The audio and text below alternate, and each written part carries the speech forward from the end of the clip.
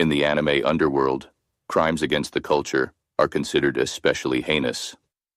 In Otaku City, the dedicated detectives who investigate these violations are part of an elite squad known as the Special Weeb Unit. These are their stories.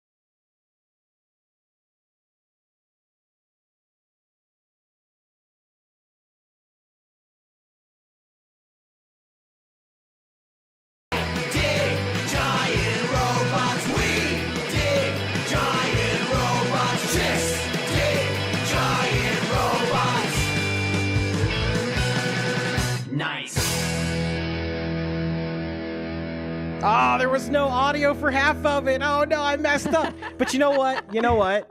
Preview. It's preview for next show. Yeah, exactly. There you go. So I tried to merge the little Space Ghost intro with the intro, because we always use the Megas XLR theme before I did the tribute to the voice actor of Space Ghost.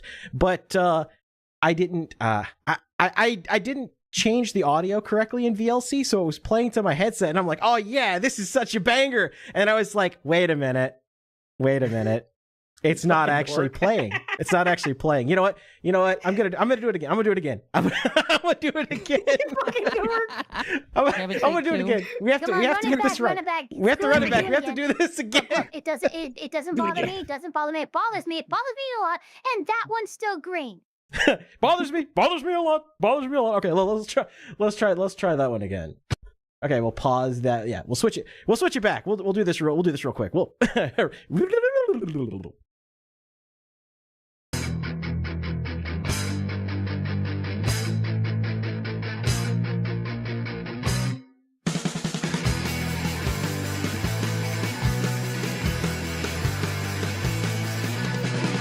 Living here in Jersey, fighting villains from afar. You gotta find first gear in your giant robot car. You dig giant robots. I dig giant robots. We dig giant robots. Just dig giant robots. Nice. Okay, it was definitely not muted that time. I saw the little bar going, you can't fool me, chat. You cannot fool me. I know better. It wasn't muted this time. We heard it. Okay. No, I didn't hear anything this time. That was very cool. I can see why you're proud of it. Yeah, we did that for the tribute to Space Ghost, and everybody liked it so much that I'm like, you know what? I'm going to find a way to incorporate this. Because I don't want to overuse the Space Ghost theme, because I feel like eventually, like we're already using Megas XLR, and I imagine Cartoon Network's probably not too thrilled about it, but they can't claim the video, because if they do, they'll suddenly have to pay back taxes on all of the stuff they claimed for Megas XLR. So, so it's kind of one of those, they're damned if they do, damned if they don't. I might like get a hold of the Mega XLR soundtrack and see what tasty beats are there. I mean, hey, might as well. Before we get into the actual topics of the stream, I gotta babble on about something from my little sector of nerddom, because I feel like some people get a kick out of this. So as you know, I'm the fighting game guy. Well, let And, me introduce everybody first. I mean, everybody knows, everybody in chat's basically from Occo's chat, so they know everybody. But, I want to do this proper. Yeah, okay. We're just kind of continuing from another stream here, so I just want to say, let's just get to it. Let's just get to the chat. Yeah, so we'll probably be here for 4 hours, so, Yeah. So, of course, I'm joined by Cody, the SNK expert, and he's about to give you his unsolicited opinions, but we love them and they're based, so we let him go. Of course, Elfpire Eva is here too, the legal law Lee. Beautiful. Get it? Where? It's like, where? And of course, Momma Occo. Yes, it is me. Oh goodness, what's up? First time ever appearance on the show. Yeah, yes. We got octopus waifu. We got elf waifu. We're collecting our I don't know, the categorized VTuber. You started your There's a term I'm looking for. Sadly, it'll never be as expansive as Raging Bulls. This is true. Yeah, we don't have an alien ant farm like he does. No, but he does actually have an ant. Yes. She's just not around right now. Dude, yeah, his domain expansion is literally just a field with a shitload of jars. And with that, Cody, proceed to talk about SNK.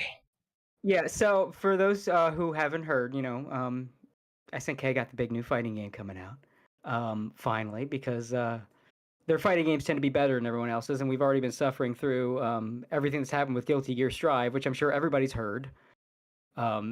Twitter can't, let us go 5 minutes without finding out about the new Guilty Gear Strive embarrassment.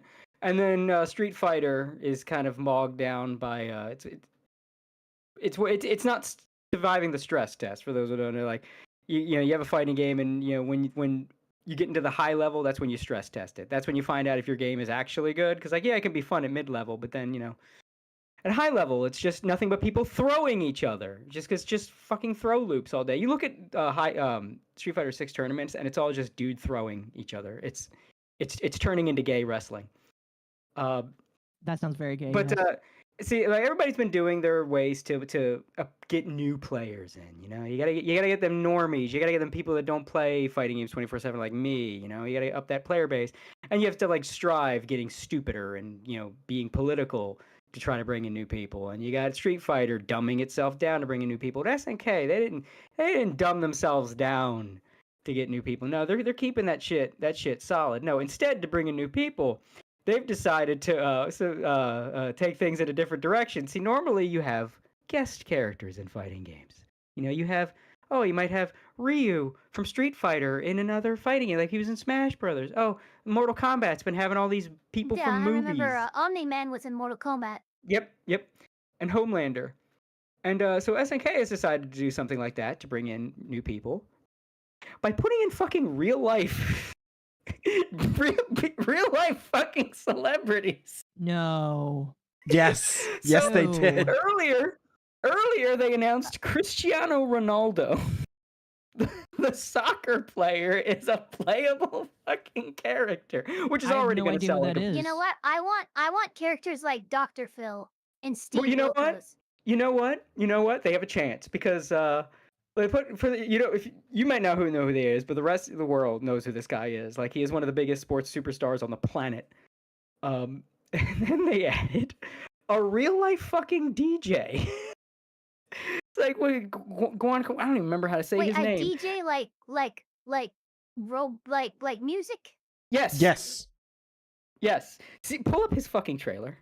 Yeah, that's what I'm looking for right now. What the fuck is going on here? Look at this. The best part is, too, that they gave these fucking real life people sauce. Like, they gave this fucking DJ a more interesting fucking moveset and attack animations than Street Fighter's entire cast. Bro, like, that Aku in chat, Aku, you're not even wrong. That's basically what they're doing. It's like, well, we're not dumbing down our game to bring in new people. let's get a couple guys that are like world famous. I mean, America don't know who the fuck they are, but the rest of the world certainly does. Let's get these world famous guys. Just make them fucking characters. Granted, I think the DJ dude is a fan of SNK's fighting games, so that's cool. But let's see if I don't know if this is the right. Is this the right trailer? Hit play. Let me see. If this is one that starts out with live action, it's the wrong. So what do you want to be when you? That's the wrong trailer? This is the wrong trailer. Yeah, the other one. Just the one, because this is just the one that's like announcing he's in the game. Pull up the fucking gameplay trailer of this fucking DJ. This is real. They just put a dude. They put real dudes. And the funny thing is, people think because SNK is owned by the Saudi prince, which is how they've avoided a lot of like the BlackRock bullshit. I forgot about Come that. on, pull it up, Jamie. They think like, oh, the Saudi prince is making them do this, but no. There's an interview with Yasuyuki Oda, the game's director, who was like one of the best fighting game directors of all time.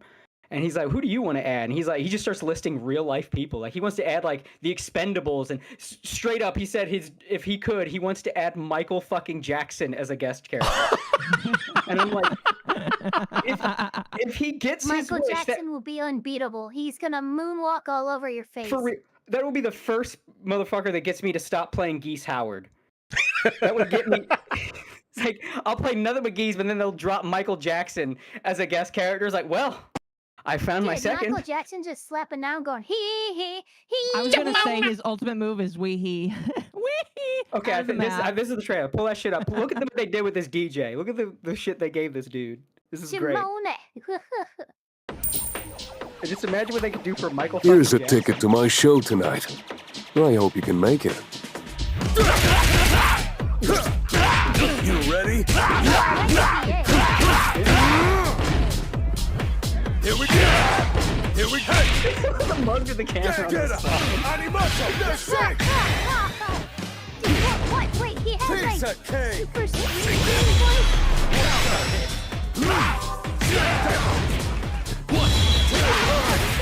And scratch! Hard! They gave this dude. This is like Banger!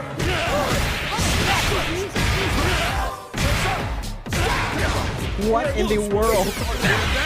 Sounds like victory!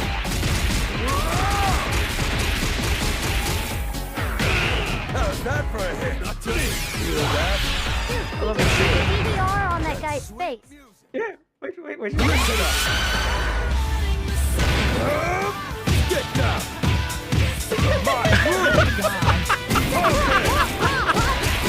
Oh my god! Love is all you need.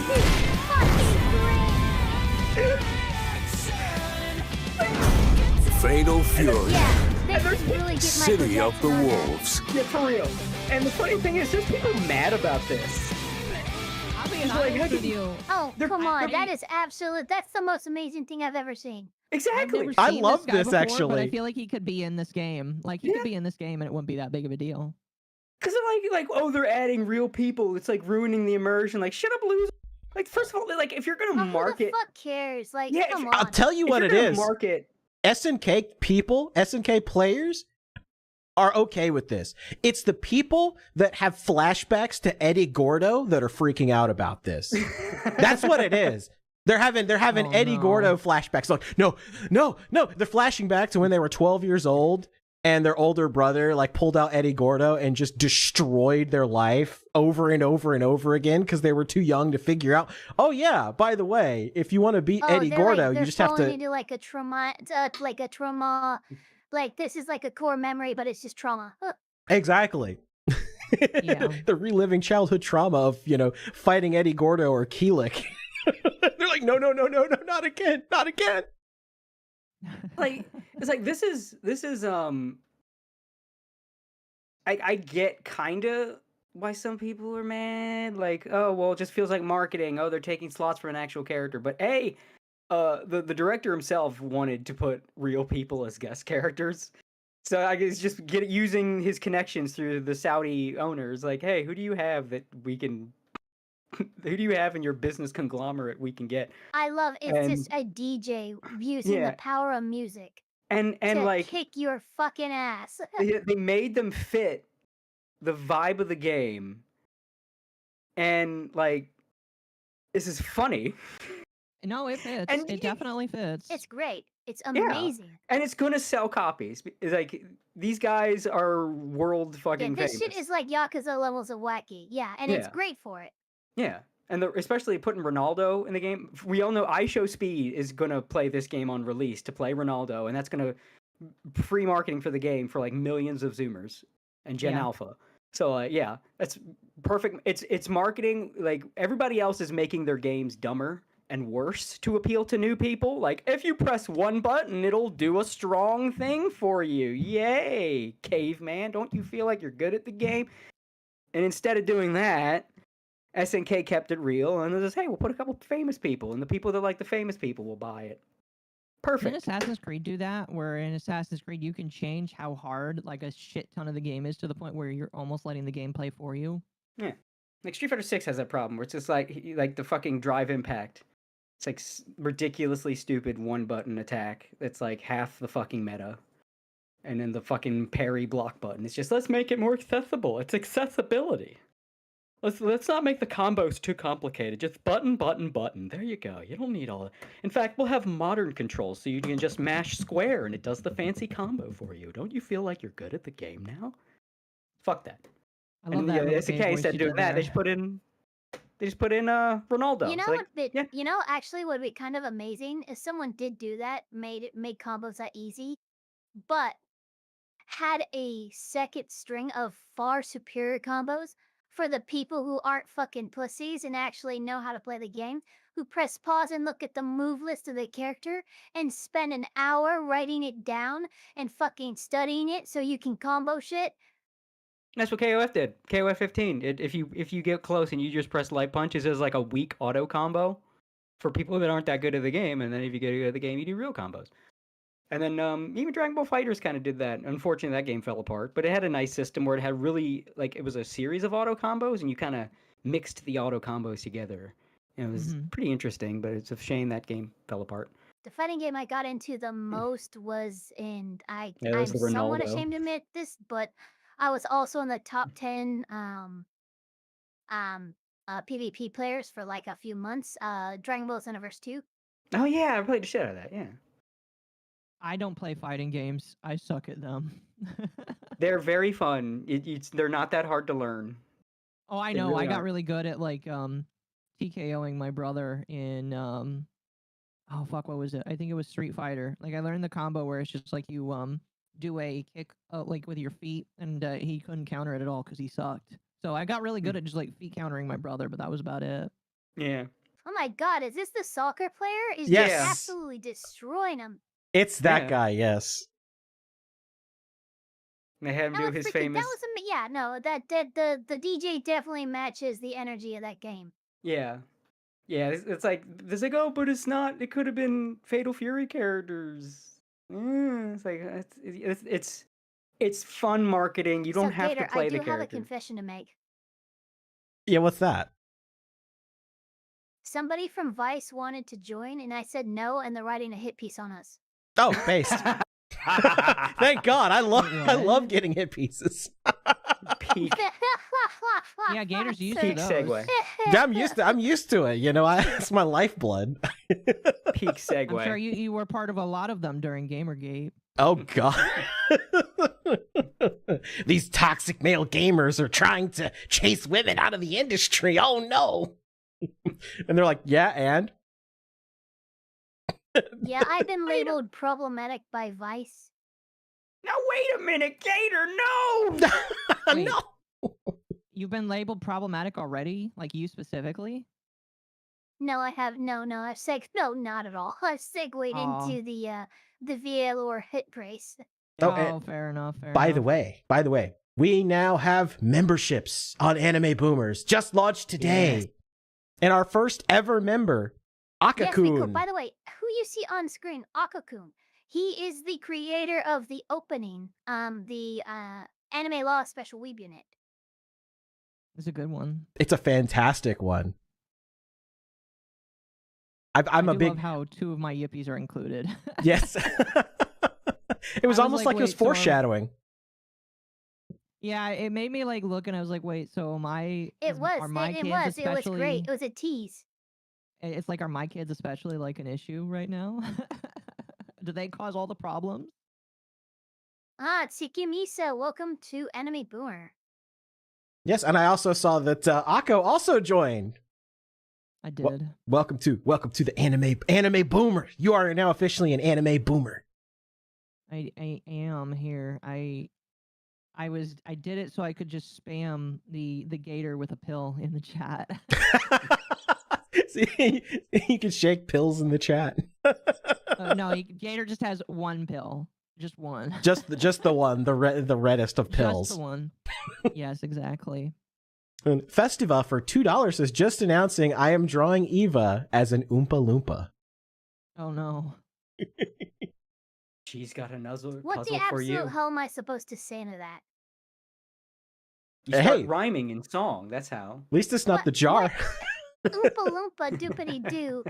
I will frickin' use Minecraft to kill you. I'm gonna frick you up. I'm gonna thump you. I'm gonna blow these up. Yeah, that's what I'm gonna do. Killing my inner Bohepans. I'm gonna frick you up. Oh God, Bohep. Now that's a name I haven't heard in a long time. Bohepans. Oh yeah. That was my favorite gym stream, probably. Oh yeah, that is my favorite gym stream of all time. It's one of the best. God, I haven't watched that stream in forever. I wonder if Sparky's gotten to that one yet. I know he's been like going through all the gym streams one after the other. Mm-hmm. I watched it when I did a gym He has. reaction. He's been doing Meadow History. It was really good. And welcome to Anime Boomers, Chiki Misa. Thank you for the membership there. Our goal with the memberships is once we have at least 25 members, we want to start doing like at least once a month, just like a cool membership chat. So we'll just do like a members only stream, and we can just kind of talk about literally anything. Yeah. Like anime that you're interested in. Some of our It is like the perspectives on monthly stuff. yappening. Exactly, the monthly yap. That's what we'll call it, the monthly yap, where we can just yap about literally anything and everything. Where did yapping come from, by the way? I don't Who actually started know. that? It's what just the a word Zuma yap? thing. No, I mean, just I like, feel like like it's- because VTubers use it a lot. I want to know where which one started it and where it came from. I mean, it's in common vernacular. I assume that Just it for probably Yapping, I started with hearing, HoloLive. amongst circles like Emaru, Tectone, Asmongold Gross. was using it for a little while. But I actually heard it. I heard real streamers using it before VTubers were. Okay, so it wasn't a VTuber So thing. it didn't start with VTubers. It's just something that was like borrowed from. I don't think it was. It's just become streaming streamer and lingo. Content creation culture in general. So, Vice. Yes. Now we've gotten through the super chats and the new members. This was probably the biggest thing I think that happened this week, which is surprising because that's not even getting into like, Nintendo and Grums and all the other crazy stuff that happened this week. This ended up kind of Oh my taking the God, cake Grums. out of nowhere. So this VTuber I'd literally never heard of. In fact, I didn't even realize it was a VTuber. I just thought it was just some crappy Vice writer. And it's like, oh no, this person is actually a VTuber. And I'm like, are you kidding me? So this VTuber, nobody's... bad. What's bad? know Yeah, who they're this salty. person- They didn't get into VAllure, and they decided to write a whole freaking hit piece. It I probably know doesn't this help that person. it probably doesn't help Oh. that VAllure is themed around like cock teasing. Like, ooh, it's the sexy VTubers, and this Vice person is like, I'm a sexy lady, let me in. And they're like, no, you're not a sexy lady. How dare you imply I'm not a sexy lady? Okay, How you said dare you I'm know writing my hit somebody? piece right now. You know. So what's kind of funny is I know vaguely who this person is because the Farms has a dedicated page to them, and Oh, I right, come across really? the page, and yes, this person wrote. Oh, gee, of course yes, they do. it was really, Fucking course really, they really do. bad. I know of this person because Josh talked about them once. And the like this was something they talked about a long time ago, and then I forgot about them. But then recently they talked about them again. This person made a tweet talking about rape dungeons with cis women and how much they What? wanted to like take. Yeah, they like I'll see if I can find the tweet. I know that Zan, the VR PR guy, found it, but like they have like a fantasy for raping cis women with tranny dick. Oh my Sorry, God! I What? might have just demonetized your stream. I apologize. About that, but that is It's something that okay. that is a joke. That is a joke that they made. They claim it as a joke. Don't forget to like and subscribe because we're definitely demonetized. Oh yeah, this is gonna get yellow dollar signs super hard because of the subject matter. What Fashioned Justice? What did I just walk in on? You're welcome. A Vice article. So yeah, so this was the article by Anna Valens. This is posted on April 1st, but it's not a joke. They were being serious. These VTubers want you in their lewd game. You might want to pass. Like they passed on me. I was gonna make a joke there. I'm just gonna keep that one in the chamber. Yeah. I was gonna make a joke. I'm gonna keep that one in the chamber. Luther HC VAllure set to bring on its Gen 2 talent. You could even be in a lewd video game, but you might not want to join. So this is I'm guessing this is the thing here. Yeah, so this is talking about who this person is. They were Tumblr porn? What the fuck? an SFW reporter for the Daily Dot specializing in online fetishism and that word. Has written extensively about the Tumblr NSFW purge, Patreon's crackdown on fetish material, and other online censorship campaigns. A diehard Tumblr user. Well, there's your problem. Back in the 2010s. What year did Tumblr NSFW purge? Because that was a long time ago. It was a long time ago. This person totally isn't brain rotted from their porn addiction. Not at all. They are. But I wasn't old enough to own a Tumblr account when Tumblr purged their website. Isn't it funny how the website getting purged of porn caused a bunch of people to run from the website who were very openly puritanical? You would think that. It killed. You'd think that it would be your paradise. 100% killed the website. You'd think that you wouldn't have needed to run to Twitter once the porn was purged. Oh, all that terrible sexually exploitative material has been removed from the website. Why are you leaving? Why are you leaving? And when I'm old and I've had my fun, I'll sell my prawn to the other website so everyone can be gross. Everyone can be lewd.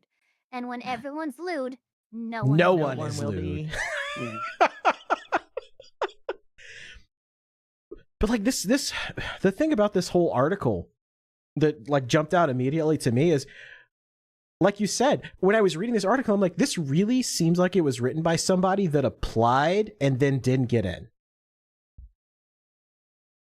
Yeah, I'm just. Yeah. I don't know if that was ever confirmed, but I'm convinced that's what happened.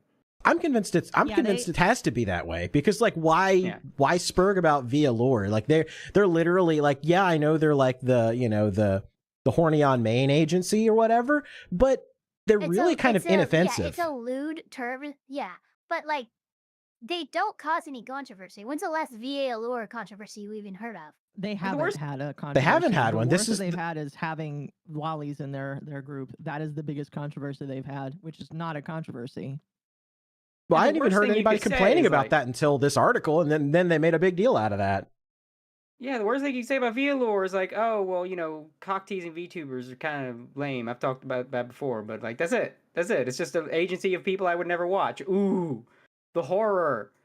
Like, why? And if you're going to go after, VTubers are a thing, we got to stop the VTubers. Like, why VAllure? It's like fifth-rung agency. Like, why that of all companies? And it becomes a lot more clear when you think, oh, someone was rejected. Someone thought that they were a sexy kitten. Are even funnier. Rejected. Yeah, someone thought they were a sexy kitten. In reality, hit him in the face. And now they're writing their Vice article as their little therapy They thought they were a session. sexy kitten, but what happened is they were actually mauled by a kitten. Oh.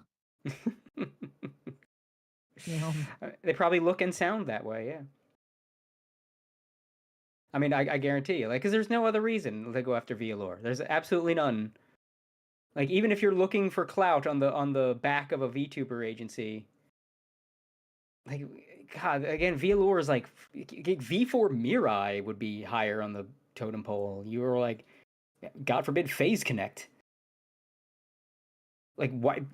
Or go for the gold, go for the big dog, go for Hololive. Why VAllure? There's no other reason to zero in on that company.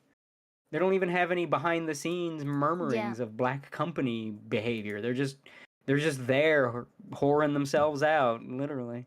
It's like there's nothing, but there is one reason, and I think everybody can see it. I don't know if it's ever confirmed, but there's no other reason. Yeah, I'm just looking. Smell it on you. If it wasn't the author who was denied, maybe it's somebody the author knew. It's definitely the author. This reeks of like you've insulted me and my self-worth, and I have to get it back through a hit piece. This is where we are sitting through someone else's trauma dump and their attempted therapy. Like you have demons. I feel like you didn't get along with your clutching parent. their necklace and going, "This is my truth," and I'm like, "Yeah, well, your truth is delusional." So. Yeah, it's Vader, like I just sent you their tweet. I just found it because I was looking for it. It is fantastic. Bring it up. Pull it up, Jamie. Oh my God, this is awful. This is so bad. Let me see this They shit. claim this is a joke. They claim this is How a bad is joke. it? Not real. Oh, it's a WebP. Hold on, Not real. I'll fix this. Oh, I'll it's fix so this. Bad. I hate WebP files so much. Yeah. Can I just pull the tweet? Can I just pull the tweet up? Thank you, Twitter. Thank you. WebP files are the bane of my existence. Let the But YouTubers win. I would rant so much about how shitty the internet has become in terms of downloading images. Oh, it's so bad, especially.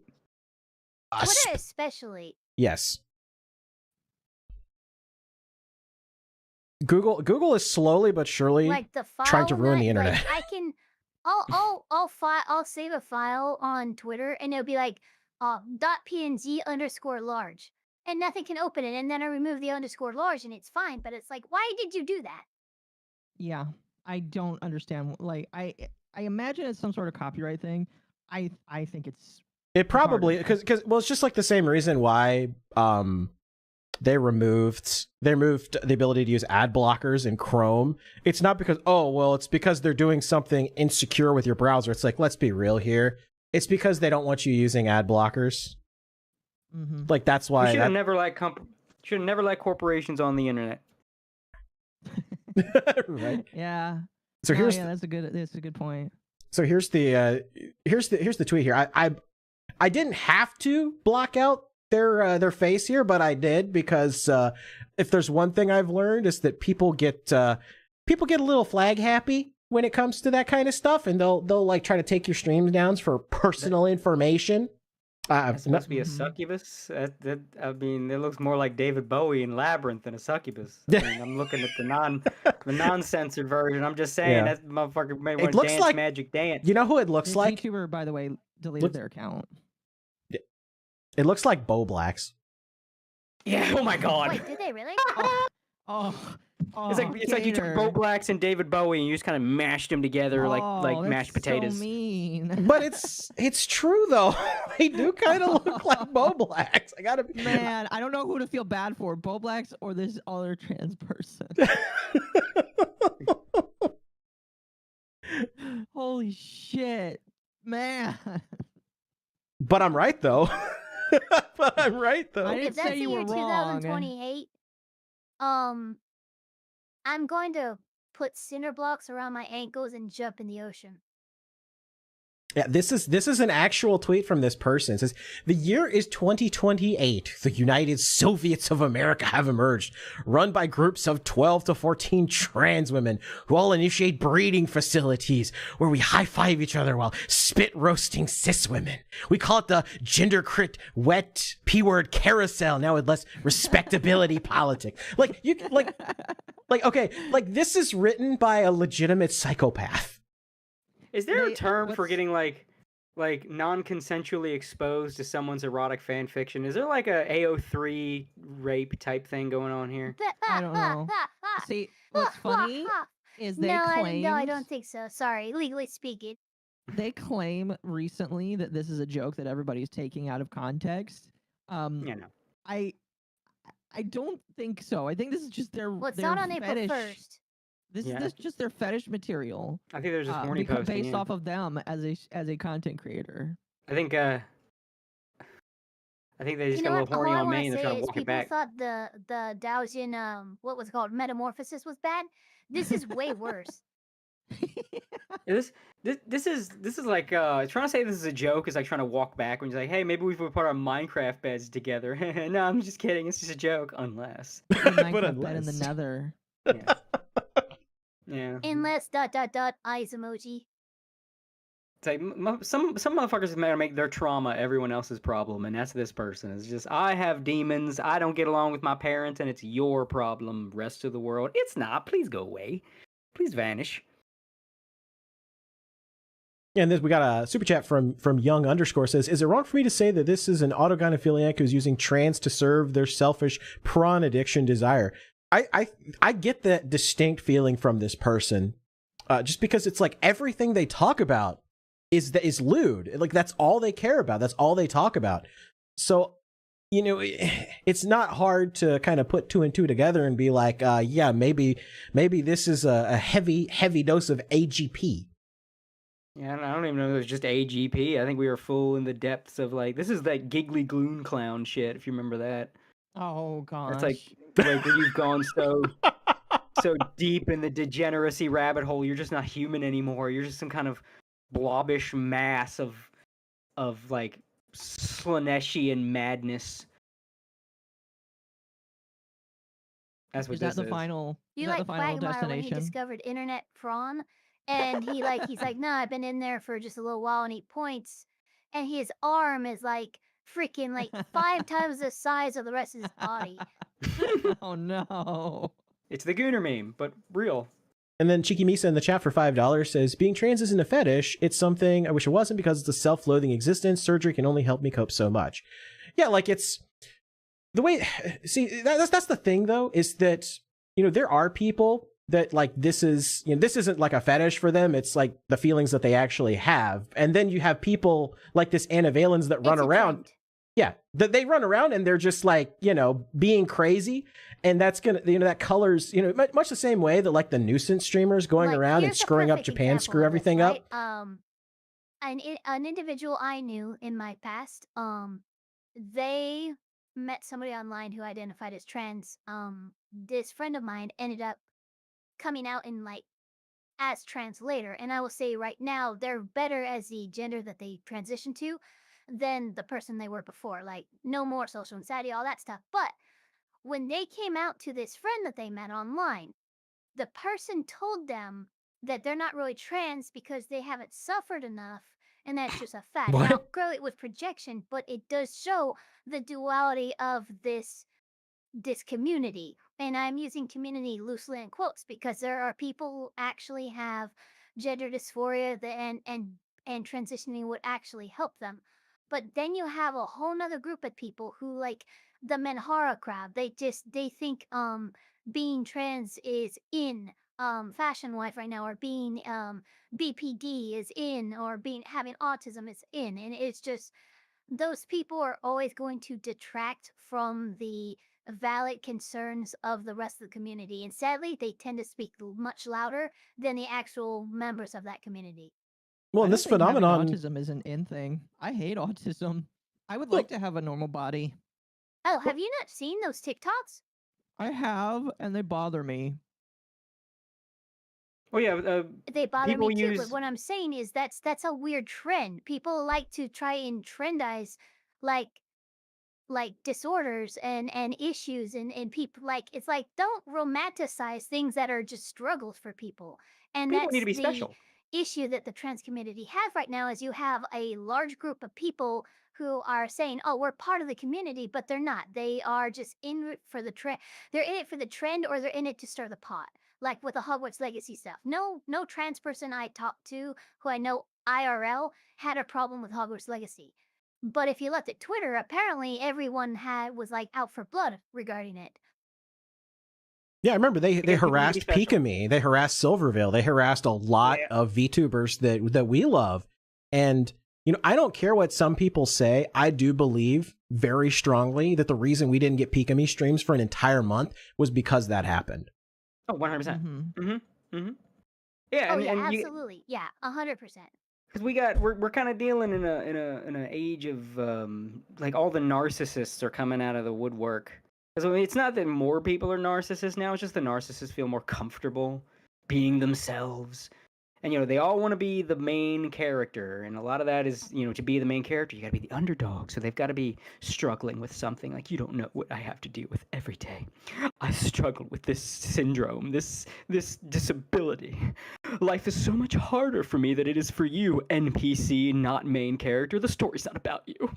You're just in the background in your house with your regular family. Shut up. You don't go through my struggles unless you're my main antagonist. Are you my main antagonist? I need an antagonist. A good protagonist. You need a jerk off.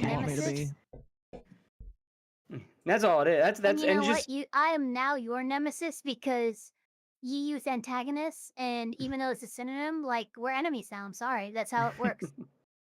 That's all it is. It's just a bunch of narcissists trying to be the main character all at once. And I think now it's, like I said, it's dying out.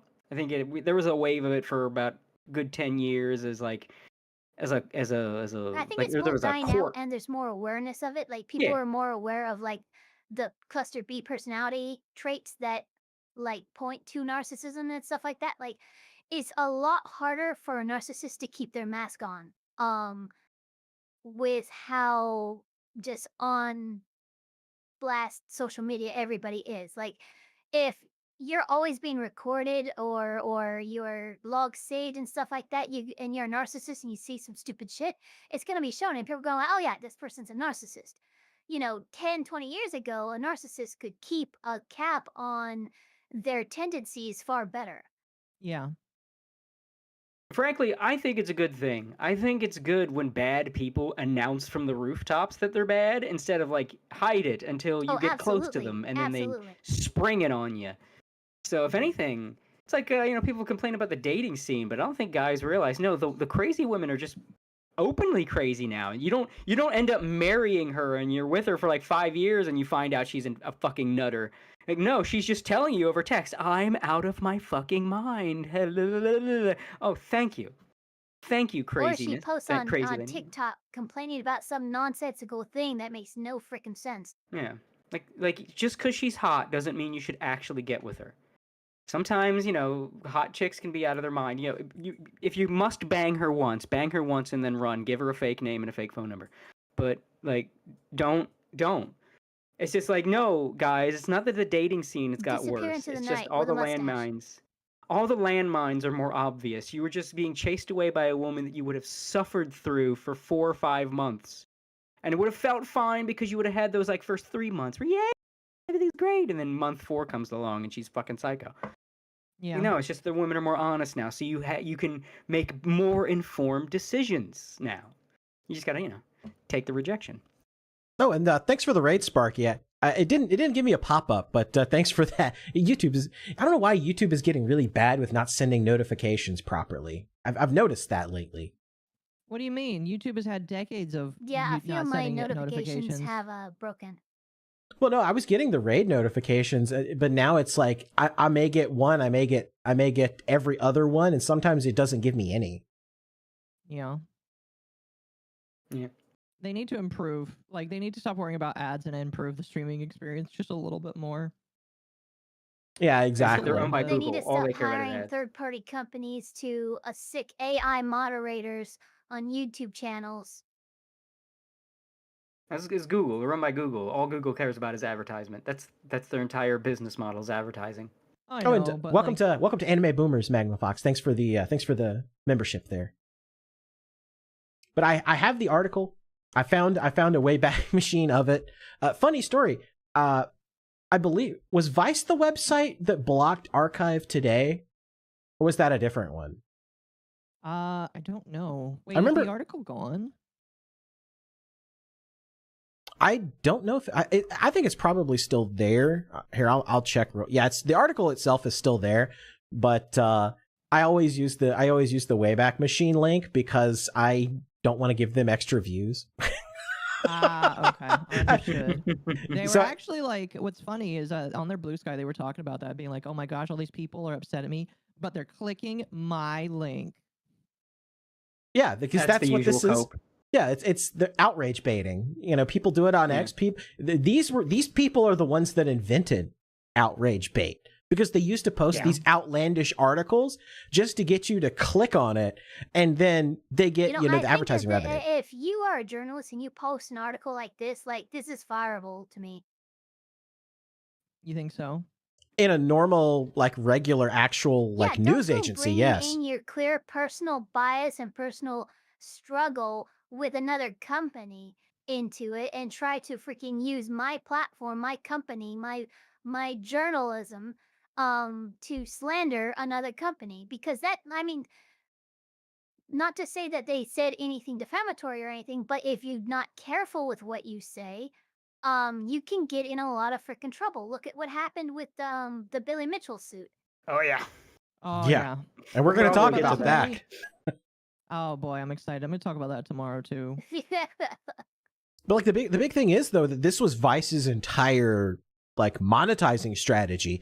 Them, Kotaku, like this entire network of left leaning blogs, basically like blogs pretending to be journalism, is that they would go and post these outlandish Remember what Vice articles. used to be when they would go out to other fucking countries in war zones and shit to actually fucking show people what's going on in the world? And they don't do that anymore. No, Well, Vice, the ownership's changed, and like one of the founders, who was Gavin McGinnis, by the way. Yeah, the guy who stuck Yeah. a banana up his ass or something. Yeah. it was a Gavin full McGinnis left. dildo. He stuck a holy dildo up shit, his right, ass. Oh, was it a dildo? I thought it was a banana. No, you're Fuck. thinking of Yeah, Amazing I guess I need to Atheist. rewatch that porcelain documentary. Yeah, that was he was a banana. No, You know what? Yeah, Jesus, look, all I'm saying is like at least a dildo is far more like understandable than a freaking banana. What are you doing trying to throw a banana up there, dude? He Well, tipped his fedora just a little too much. He stared into the abyss, and it stared back with a banana. Stared back with a banana. Well, Gavin McGinnis was a whole nother problem because I It used to stared like back him. and it went banana. I used to like him, and then he couldn't let go of the whole being a rebel thing. It's like, bro, you're in your 50s. It's time to let go. And then he Isn't started like, no, I'm anti-anime now. yeah, because he had to be Yeah. like a trad. He tried to be super trad because like he used to be punk rock, and then punk rock became mainstream. So now it has to be trad dad What because the he hell sees is trad? like 50s dad. Traditional.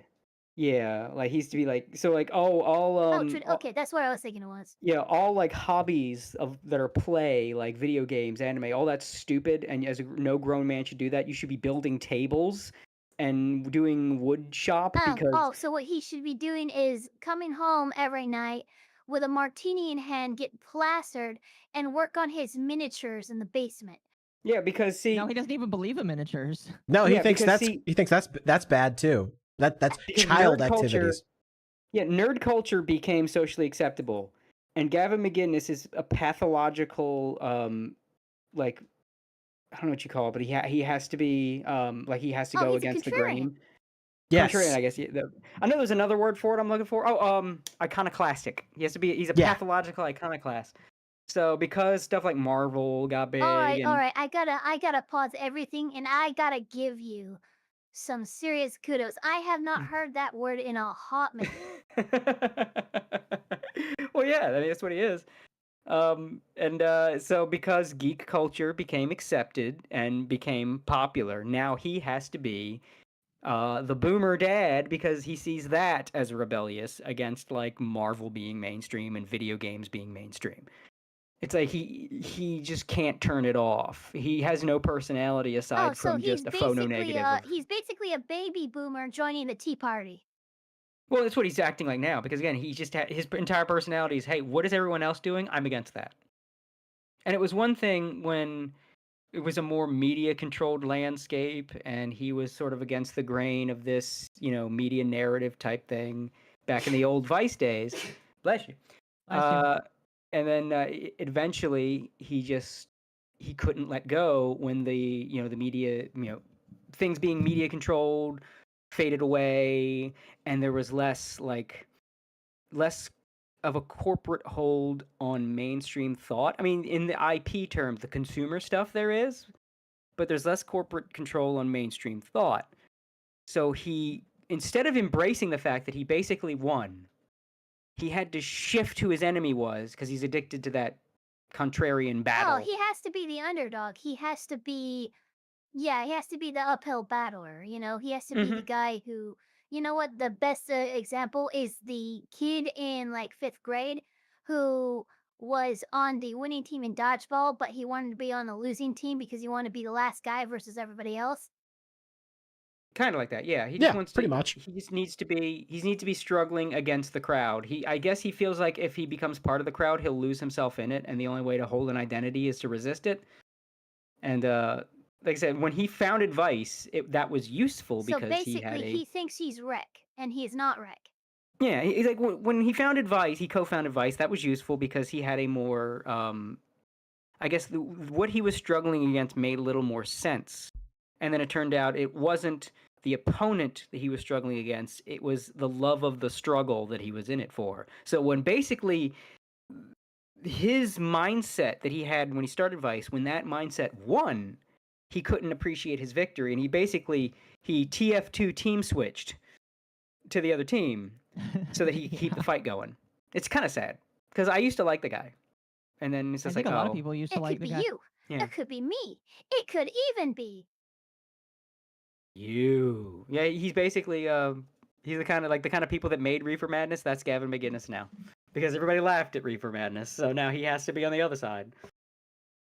It is just kind of funny because he's just like Matt Walsh. Because Matt Walsh, I feel like tries really hard to like be the cool guy, but then he like dumps it down the well when he's like, "Oh, this sucks," and you guys should think it sucks too. And it's just like nobody that you are trying to appeal to will agree with you, and that's why your company is falling in the shitter right now. Matt Walsh 100% was bullied growing up, and wants to be the one that has that social power now. And now he's making it everyone else's problem.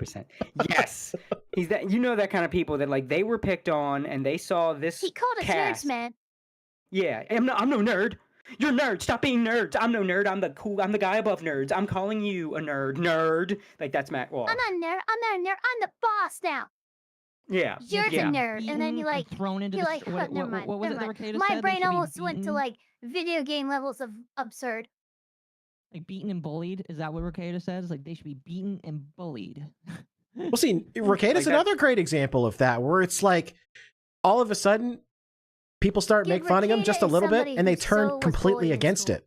They turned completely against the stuff that they said they were into once upon a time. It's like this, and this keeps happening. And they're still freaking nerds. I feel like they're the big man on campus, and now they have to reject the nerds. Yeah. Yeah, it's the same shit. It's the same. Matt Walsh is on that same bullshit. So it's only a matter of time before Matt Walsh gets in a polycule and starts snorting coke. Oh, that would be really sad because he does have kids. I wouldn't wish that evil on anybody. No, me neither. Hey, let's not have any of his kids end up testing positive in the hair follicle test for cocaine at a rate of 5,000 parts per million, which the legal rate is 500. So, yeah, not good. Dad, I don't think this powdered shampoo is working. It just makes my hair numb. Oh, no. Oh, no. No, you know what? Don't worry, just use the blush on the counter. Okay. And like, bam, hits the cheeks. I can't feel my face. Oh, shit. I really hope Matt Walsh doesn't go that far. But yeah, back to the Vice article here. Yeah. That's the fun thing about the podcast is we like to go in little tangents, little adventures. Real question, real quick. Wasn't Vice the one who made that hit piece on like just anime and manga in general, and then released it to YouTube and Region blocked it to Yes. Japan and won a fucking reward for it. Like, Yes, they were. Yep. Oh, They got also, I love what. what was it? An Emmy Okay. for it? just making sure this is the same piece of shit company we're talking about. Yes. Also, For I gotta, some I gotta, reason, they're still around. I gotta give props to Patch the Lad. It's funny as shit. He said that kid is gonna be locked in for exams. So He's true. doing his test the next day, and his eyes are just bugging. That was a good shower. Oh gosh. Domain expansion. It's, White The noise. teacher and all the students are just watching as this kid is writing so fast on the piece of paper. There's smoke coming from the freaking pencil. The freaking the All Might theme is playing for My Hero Academia. It's just right- Why do I hear boss music? I put like what the kid would look like in the stream chat.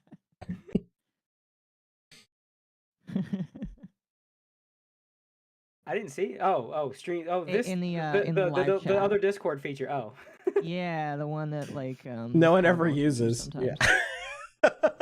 Yes, I see that. Yeah, it's a Oh little. my god, no. You know what it reminds me of? Does anybody remember that episode of King of the Hill where they put Bobby Hill on ADHD medication? And he is so zooted out, he just looks at the fly and he can fucking hear the fly's every movement. And he's the like, wing what the slap. fuck? Yeah. Yes, I remember that. It was bad. That's good shit. Anyway, the Vice article. Yeah, and that is the article. The Vice got an Emmy nomination for that slanderous hit piece. Absolutely disgusting.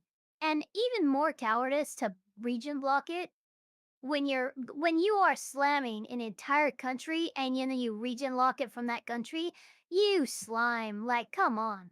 Mm-hmm. It was bad. It was really bad. So this article is up there. It's not quite because they can't really region block this one, but just going, like, I went through this article. I've been through this article a couple of times, and the things that just jump out at me immediately. Literally the first thing they talk about is lolly characters. Literally like the first thing, because they're trying to insinuate that VAllure Okay, is. so they're trying to emotionally like rage bait.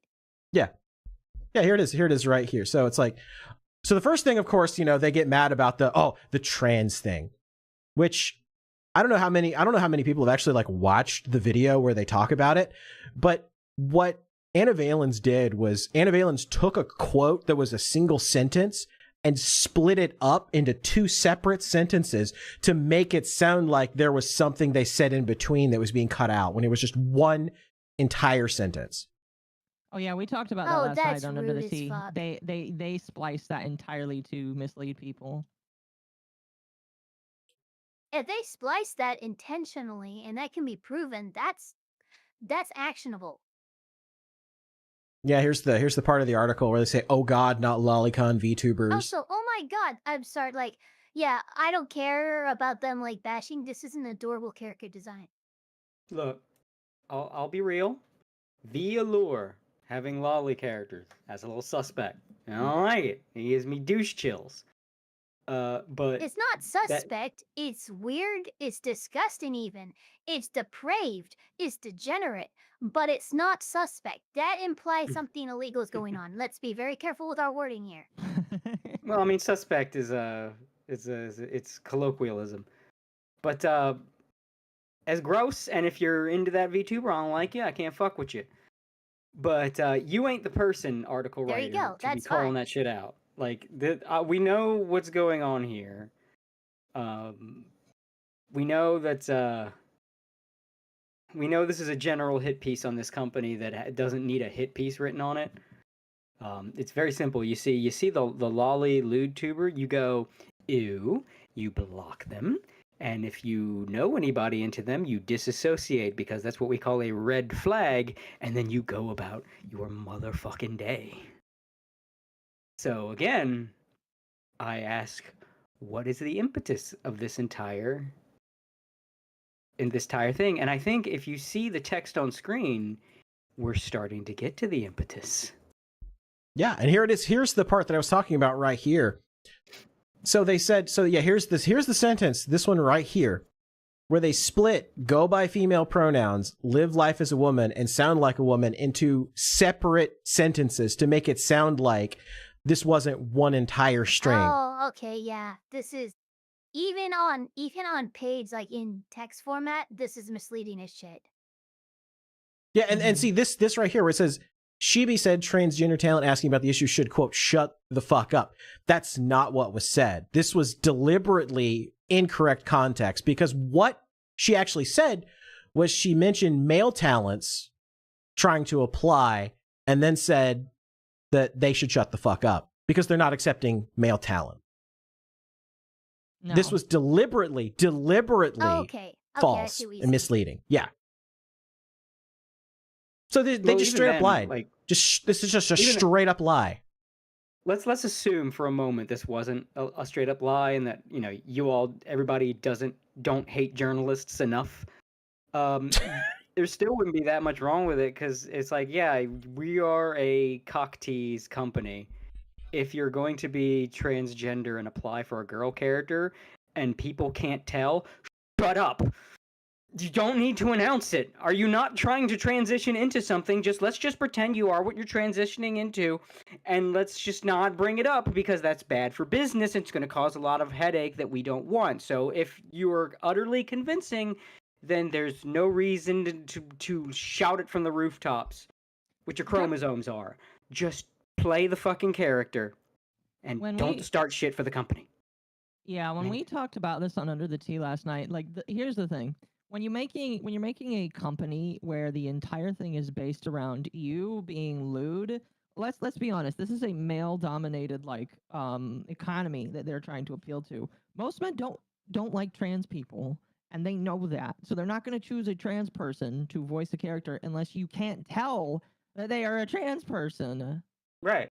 Because otherwise they're not going to buy your product, because that's not what they're into. Right. This is a business. Men that are into trans people. So. Yeah.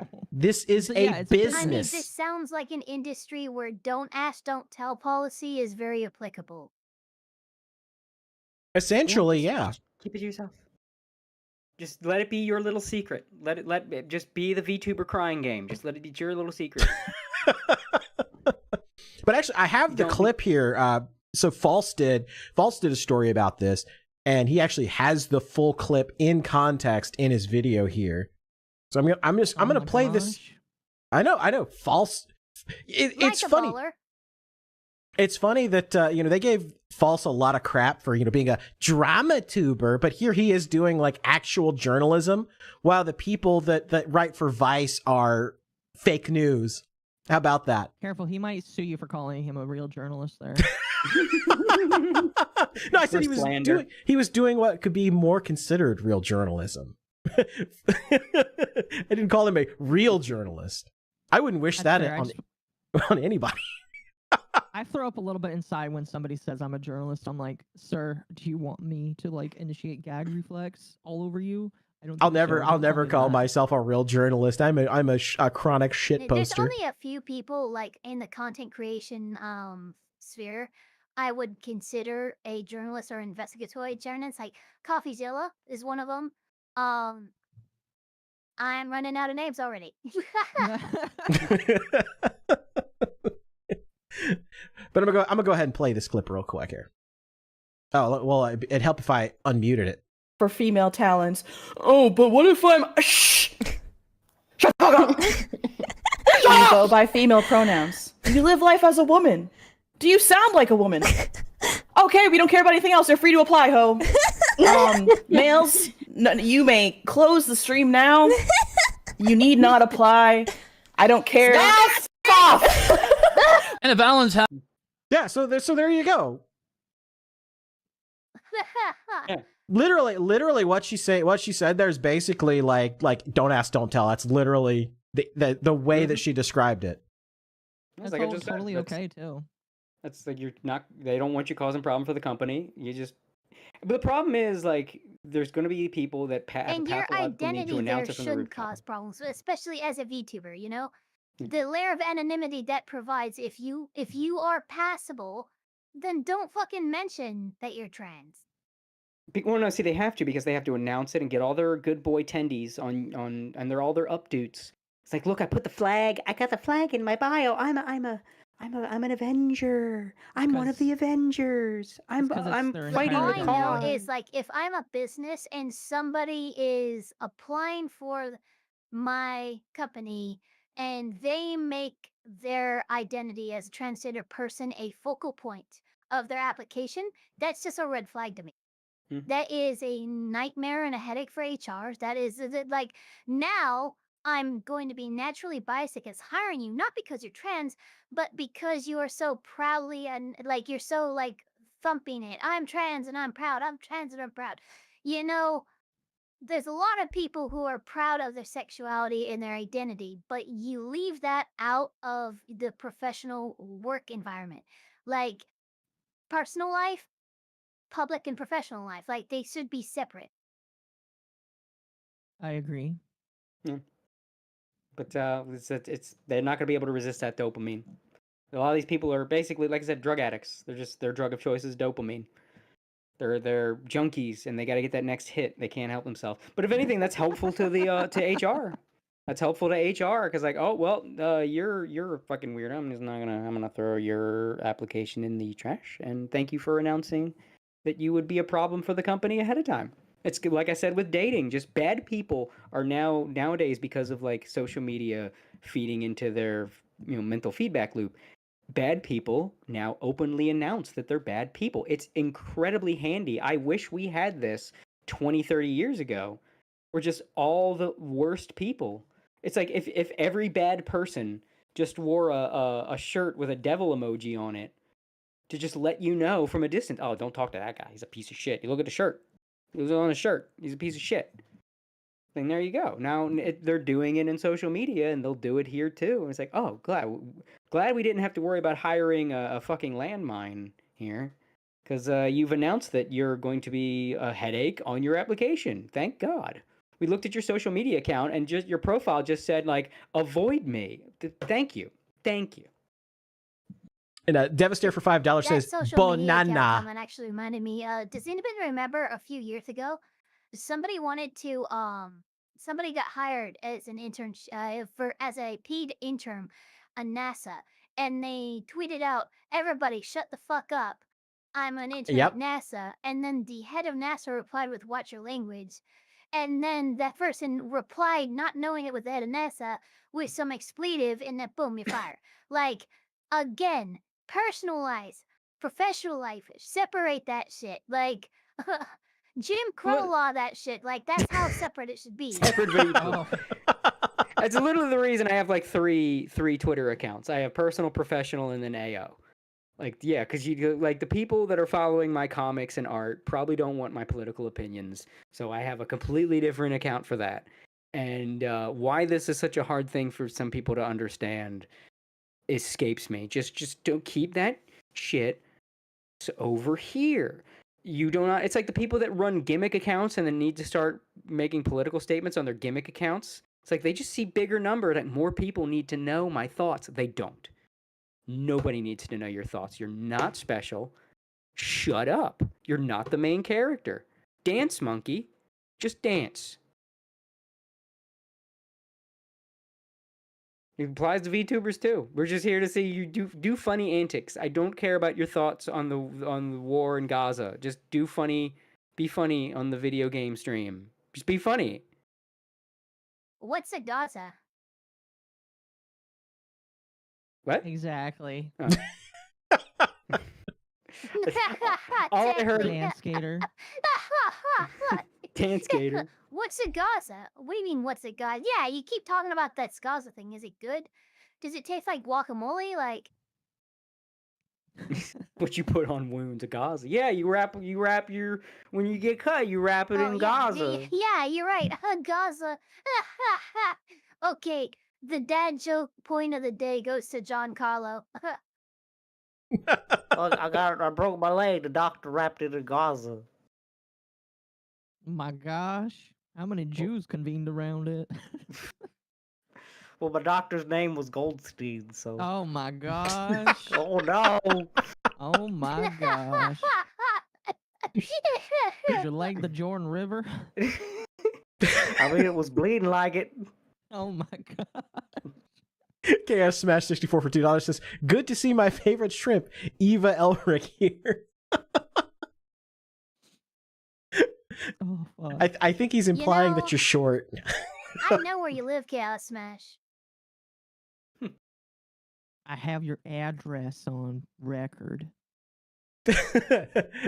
Eva is approaching But your don't location. worry, I'm not gonna dox it like the idiot tried to do in the Goonernomicon to Grums. Oh my Oh god. my gosh, yes. I got these kids' credit card info and shit. We're gonna talk about that tonight, right? Yes, we are. Like I said, this is so much stuff happened in the last week that it's hard to like compartmentalize absolutely everything.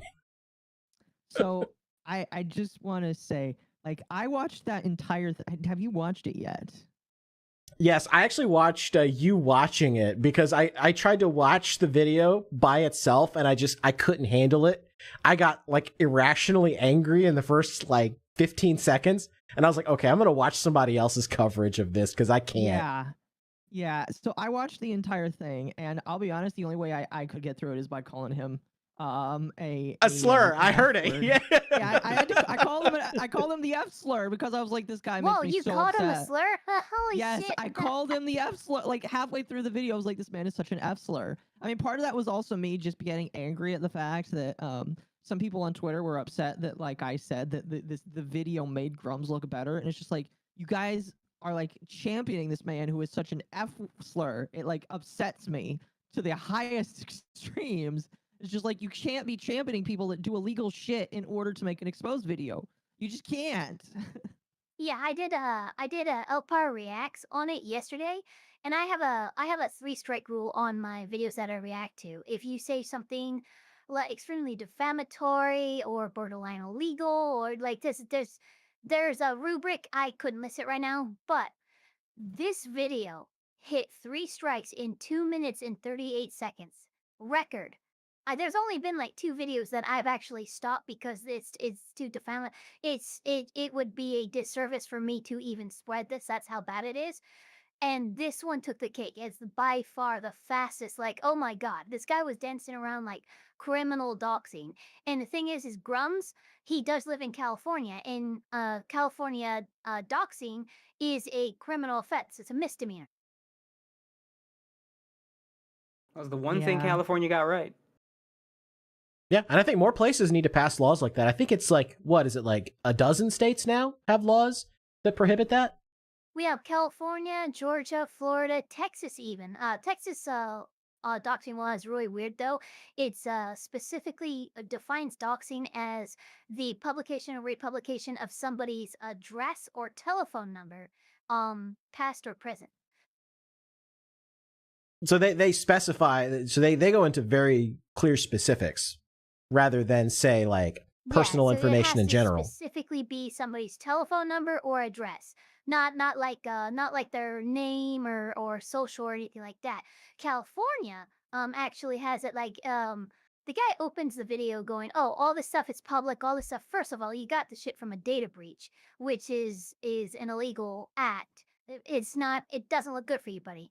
2, California defines doxing as the republication of uniquely identifying information, private or public, with intent to cause harm to a new audience. And that video was basically just a collection of stuff intended to harm Grums, and it pretty much matches textbook definition of doxing and stuff. Like, you called this guy out, you defamed the crap out of him, you called him out by his first name, you directly addressed him, you mentioned his family. Like, it's really bad. That's all, again, in the first 2.5 minutes.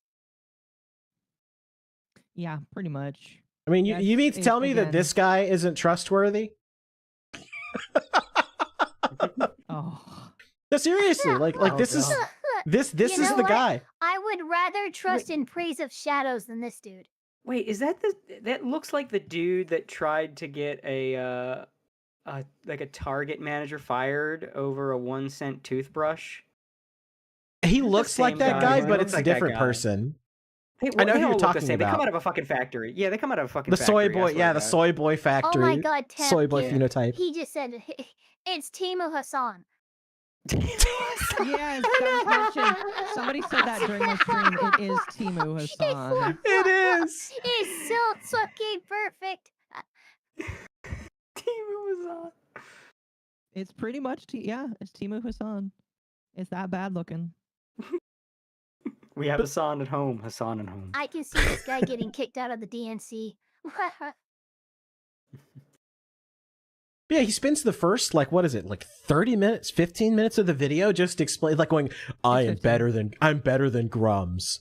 I'm so much better. So let me explain to you while he's bad. Oh, and here's another problem. In minute 2, he actually insults anyone who might criticize his videos. He tells you to get a job, and he tells you, like, oh, don't come fucking swinging at me. Like, it's so fucking pretentious. And, okay, I'm gonna mute here for a second. Yeah, this guy spends 15 minutes sucking his own dick. And during those first 15 minutes, I actually get on Twitter and say that I hate this guy. And somebody had the goal, I can't remember who. Someone had the goal to retweet my post and say, oh, this guy is actually good for saying how good he is other than Grums. I was like, motherfucker, you were such a fucking like I think that's what made me come out and say this guy's an F slur. It's just like, bro, was it that like is such a loser? Was it that Fratanga guy? Because the only time I ever see that guy on X, he's just like hardcore A-logging Grums, and that's literally all he's doing. Like, I don't know who that guy, like, I know that he used to create content. I know that he like was some sort of creator. But he's like so anti-Grums now that like what is is like terminal. What is it about Grums, man? Does he have some kind of weird animal magnetism that's just making everyone have this weird like hate boner upset? Like, I have never seen one guy have so many like Helga from Hey Arnold's orbiting him. I have no idea, but like the amount of hatred that he gets is kind of Helga legendary. from Hey Arnold, that's fucking tops. like again, I am not the biggest fan of the guy. If I ever get in a room, I'll be like, bro, finish your fucking game. But like the amount of hatred that he gets, it gets to the point where I was like, okay, you guys are just as fucking retarded as he is. See, that's my entire problem. Like, it's like they get so, it's where the term A-log came from, right? You had a guy that was so obsessed with Chris Chan, that he became even more of a lolcow than Chris. And this is what's happening to all these people, like Fratangas. They're so obsessed with Grums, they're going to become even bigger lolcows in their own right. Yeah, but I have to though take a moment to thank the original A-log, Anthony Legato, because while back I was in a group call with a bunch of guys on Discord, and my girlfriend was in there, and I don't know if we were dating yet, but it was like part of the way that I wooed her was reading an A-log, one of his like cringier fanfics, in a really bad Orson Welles impression. That is amazing. Oh, you could hear. She has headphones on. All I need to know now is we need to hear this impression. Wait, was that when were we dating yet? When I did the when we did the A-loft, remember, like, yes, Chaka. I don't think we. Yeah, it was like shortly before we started dating. Like, that's how I wooed her. I say yes. reading the Anthony Legato. Yeah, would you like to see my 6-inch monster, Chaka? the fucking story about like his self-insert character being neighbors with like a black porn star named Chaka something. I don't remember the last name. It was like, yeah, the whole time I was just reading the whole thing. We're using this like he was talking in this voice. It was a really bad impression. I was trying to do Maurice LaMarche's impression of Orson Welles. like Mr. Frozen Peas. I don't think it was Chaka. Whatever the hell it was one of Anthony Legato's fics. But yeah, reading that fanfic in that voice helped me woo this woman. So thank you, Anthony Legato. Thank you. I'm just thinking of you opening by going, ah. That's basically what I did. I was like, yes, yes, Chaka. What Chris Chan did to autism, he's like something like potatoes to what Hitler did or something like that. I don't know. Yeah. Yeah, yeah. A-Log, for those like that don't know like their history, he was like one of the prominent troll shielders. He's like, if I make fun of you, I will be above you when in fact I am you. And like he would just go way too hard on Chris Chan and just like get really hyper excited to talk shit about Chris Chan. And it made people a little suspicious because he was like, it was too much, you know what I mean? Like we're at an 8, you're at an 11. Why are you that? Usually people don't go that hard without a reason. And then people started looking into him and found out he was just as cringy and degenerate, just maybe a little less. Maybe he had a little more social ability than Chris Chan. Just a little more. Just like 1 or 2% more. Yeah.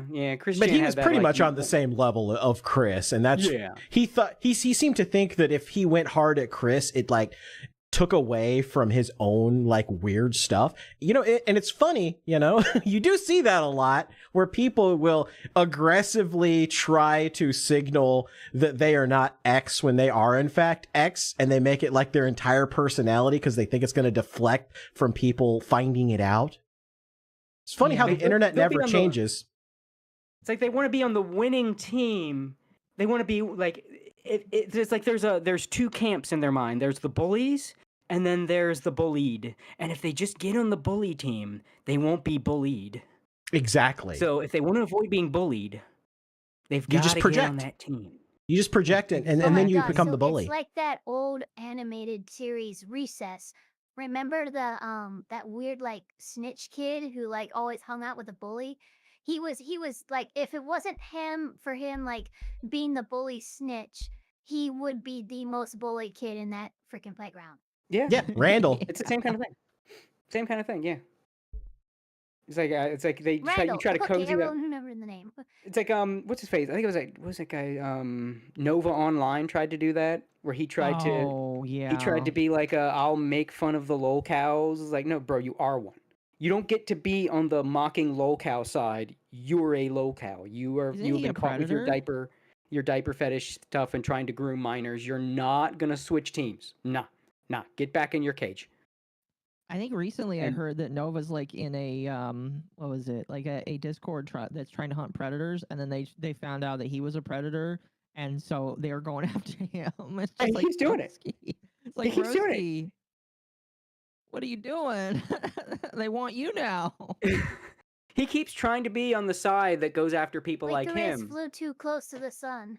Because then he'll be protected. People won't come after him if he's on the come after side. And Anthony Legato tried to do the same thing. It's so weird to me because this happens a lot with people who are either predators or have predator tendencies. They think that if they surround themselves or appear to join the side of the predator hunters, then it'll shift like focus away from them. They try to pull Gustavo Fring in Breaking Bad, and it doesn't work because the mask always falls off, and you end up finding out some absolutely horrible shit about that person. Yep. They can't put on the mask like Gus does. They spend their whole life. They can't craft it because they never could. They're just broken. I mean, I literally last night watched a one of those body cam true crime videos about this guy that was like, he ran this animal protection, like teaching people how to take care of animals group in his community, and he was like, he had a just nasty house filled with illegal animals and like cages filled with shit, and a couple animals died in their cages, and it was just, he was running an illegal breeding operation. It's the same thing. It's just people that are, basically the bad guys pretending they're the good guys that hunt the specific bad guys that they are. It's like, the demon hiding among demon hunters. Like, no, let's get those devils. Yeah. Why do you always wear that pointy hat that looks like horns? Nah, it's a symbolic thing. Don't take the hat off. Don't take it off. It's a heirloom. Nah, I'm fine. I'm human just like you. That kind of thing. Something like that. Same shit. So yeah, getting back to the topic here.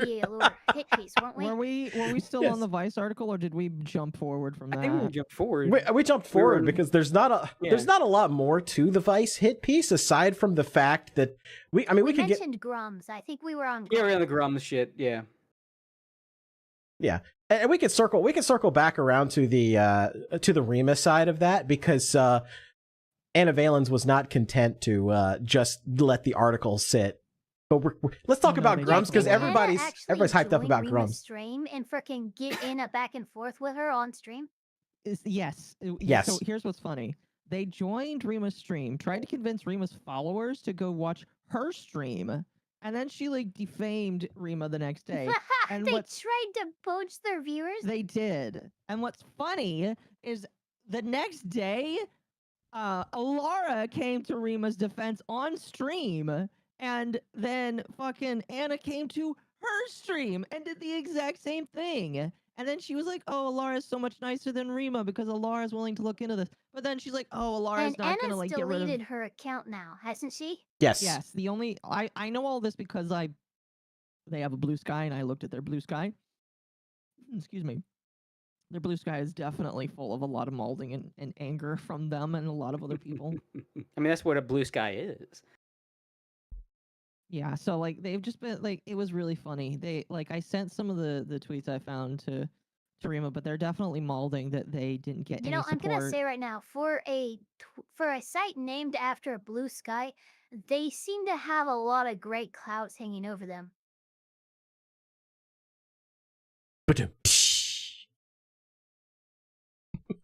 I got you, Eva. Yeah. So yeah, this was out. So I like using False's video because False kind of put everything together neatly wrapped in a bow here. So this was Rima's post on Twitter. She said, "The journalist in question stopped by my stream. You know, a fucking course, I like to give everyone the benefit of the doubt, so I was willing to listen. However, she didn't clarify anything besides asking me to look at her Twitter as proof she's a fan of Chibi, then said, quote, 'Hold on, I'm hopping on to explain myself.' I thought she would talk on Discord, but instead she started her stream and proceeded to come back 3 times to ask me and my chat to watch it. Wild. I apologize for sidetracking the stream so much. We had other topics to cover, and a good chunk of it was spent waiting." Sparky. Boo Gator used to be good at the soundboard. Yeah, but I don't have it set up. I didn't have it ready for tonight. I'm not the soundboard guy anymore. He's just got to imitate all the sound things from memory now. Mega. No, I can't say that. He's got to do his impression of all the clips that were on the soundboard now.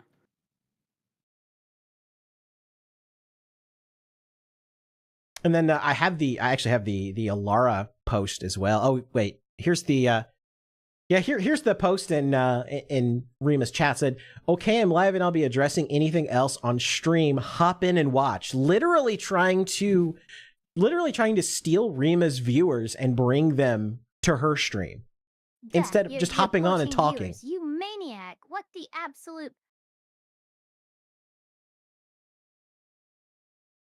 It's crazy. It's crazy that Anna Valens thought that would work. It astounds me. Not astounds, because I'm not shocked by it. I'm just weirdly impressed at how much these people that think that they are these arbiters of good moral values are just such utter snakes. Just shameless. Like, man, every negative personality trait you can put on a person will be on these people, and they'll be moralizing on social media. Like, goddamn, man, it is like you are the creatures from a Tolkien book. That's pretty good. That's definitely gonna get quoted out of context later. For sure. So yeah, this is Alara said, "I'm a little late to this, but today I was talking about the Vice article written on VAllure. The writer of the piece came into my chat. The second I disagreed with how they went about writing this article, things took a turn.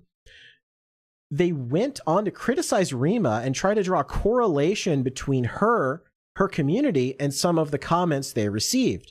I, for one, know Rima doesn't stand for any type of behavior like that, and her community has been outspoken before. On top of that, quote, 'I don't believe right-wing drama tubers belong in VTubing' is a wild statement. We may not all agree with each other's ideals, but..." From Alara, by the way. Yeah. Yeah, Alara... As somebody who's been on the receiving end of Alara, this is definitely wild coming from her.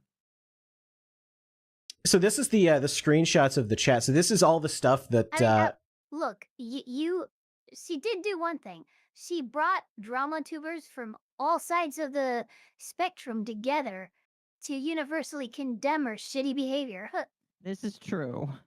When talking about who doesn't belong in VTubing, well, I mean, I think we have our answer here. Get the fuck out. So I mean, I guess they did get the fuck out. So Annavalence here says Rima carries water for right-wing streamers.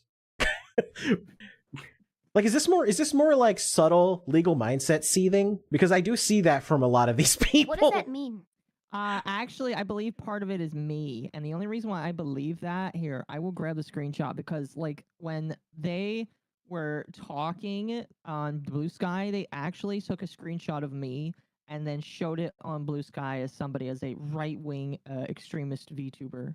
Let me find it for you, because like I was the only one that literally I was the only one that they showed. I'm not shitting you. Let me find it. Let me find it. I know I sent it to Rima.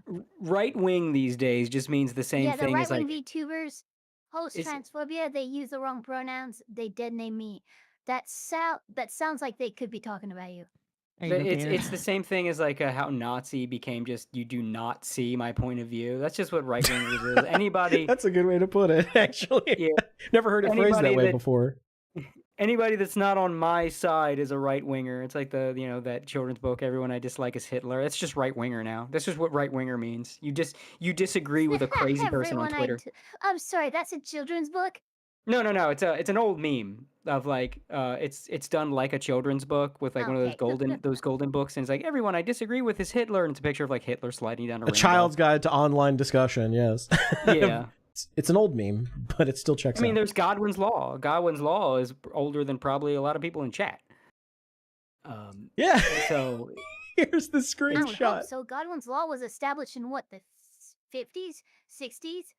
No, Godwin's Law. Godwin's Law is that any online discussion, the longer it goes on. It's involving, yeah. Yeah, it was. Wait. Godwin's Law isn't strictly online. I thought that existed as a fallacy before. No, it was Godwin's Law states that any online discussion, the longer it goes, the chances of it bringing up Hitler or Nazis reaches 1. Like the probability reaches 1. Okay. I thought it was a type of fallacy where like basically you're bringing up one of the most extreme like points, like, oh well, that's what Hitler did. It's like, okay, well, not everyone is Hitler. Simmer the frick down. I thought it was a fallacy type. It's just like the longer it was an internet rule. Yeah, it's like the longer discussion goes on, the more likely someone's going to bring up Hitler. That's Godwin's Law. Congratulations, we just proved the Godwin's Law today. I mean, we literally that does did. Seem pretty accurate. Yeah. Yeah, this is the post on Blue Sky seething about Occo. Yeah. This is the only thing they're talking about me, because they didn't mention anyone else but myself. I think because you struck them to the core. In that direction. Because you said VAllure just does it better. VTuber's greater than you. And like that struck them and wounded them so deeply that they had to personally seethe about your tweet.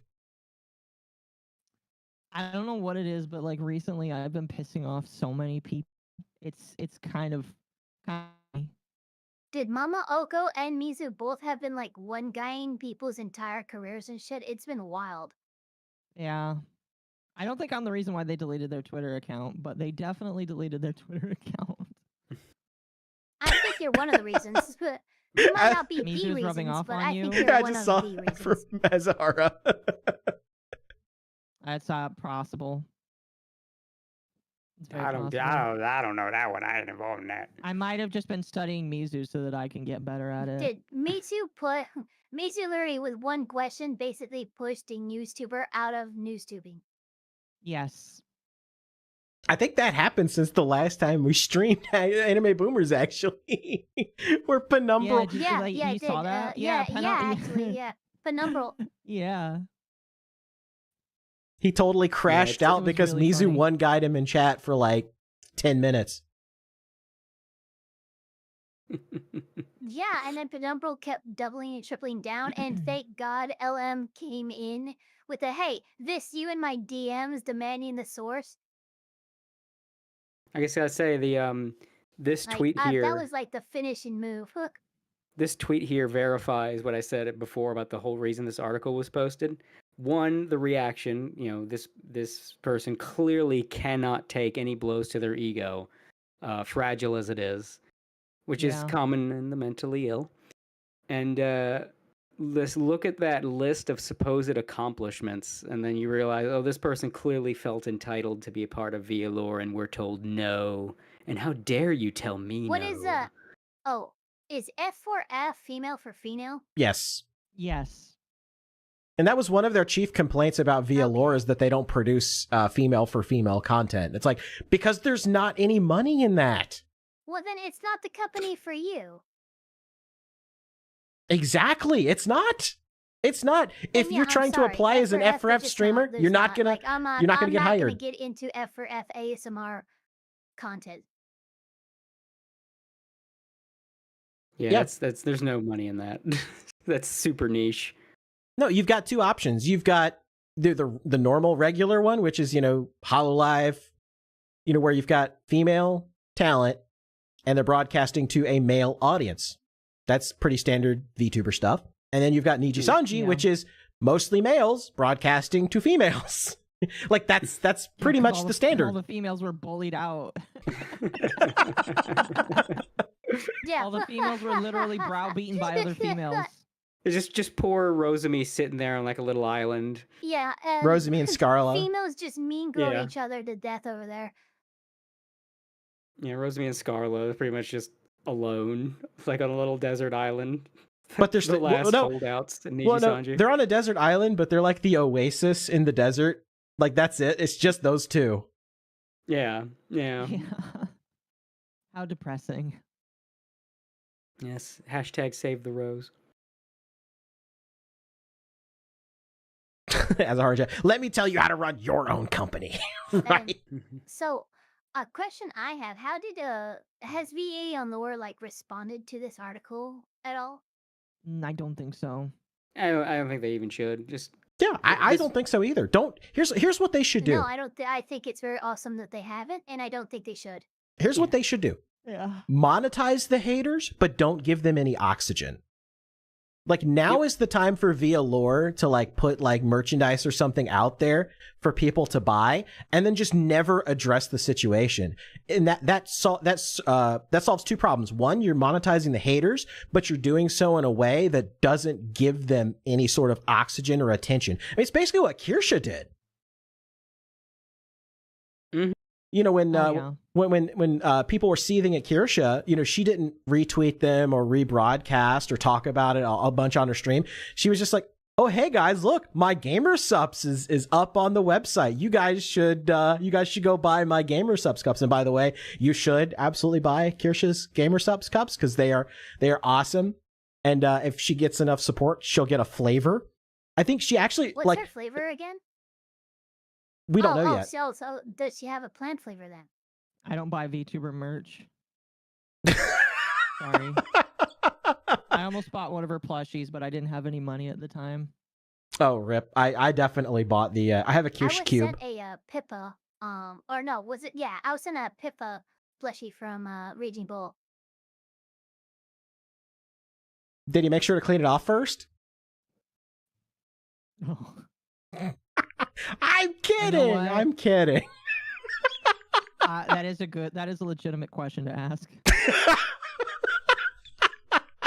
Sorry, not sorry, Bull. Yeah, I have a Kirsha cube. I did get the other Kirsha from U2's, but it still has yet to arrive. Eva left the key bag today. Yeah, mine says it's been like ready to ship for an entire half a month, so it'll get there eventually. Oh. She's personally keeping you from getting it. She doesn't want the Gamergator to get one. Maybe. I think Eva's internet's dying. Is it? Oh no. Well, I'll take this opportunity. My VPN just had a freaking seizure. Oh, okay, I gotcha.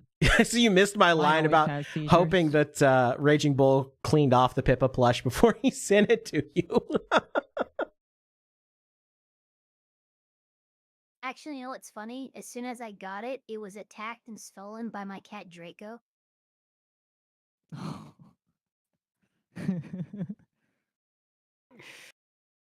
That checks. It's a Rolodex. It's a Rolodex of jokes, and I can't pick one. There's too many.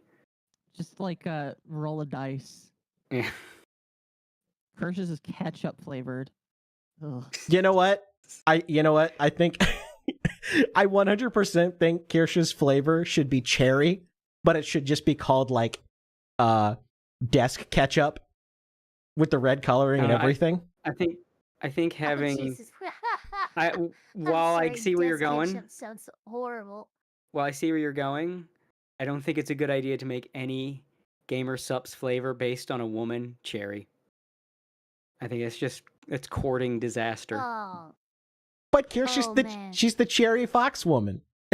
I know, but as a rule of thumb, which I think for obvious hey, reasons, look, don't I'm do a sure cherry a lot flavor of for people girls. would wanna pop that Pop cherry. her cherry. Yeah. Mm. Ugh. You just don't do it. You just don't do it. We put cherry off. Cherry is for meme flavors and dude flavors. Don't do girl cherries. That's If I had a Gamer Subs flavor, it would be blood orange. What would you call what clever thing would you call it?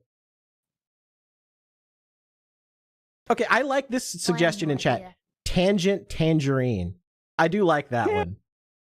That's good. That's good. I like it. Ooh, that's a good one.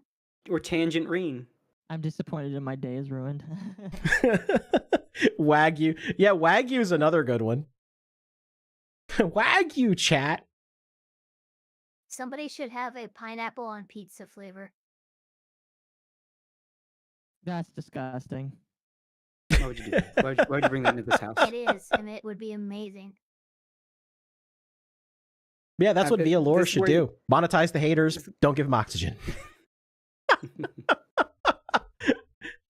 Okay, I'm going to catch up on these super chats because I'm like super duper behind here. So Festiva for $2 says, Eva, you talk bold for an Oompa Loompa on my screen. She's got another I'm puzzle worried for how you. far along that's gone. It's never going to end. Chaos Smash 64 for $2 says, I embrace the challenge, Eva. Come and get me. Eva is approaching your location, and you see the numbers ticking down. You know, somebody should make that meme.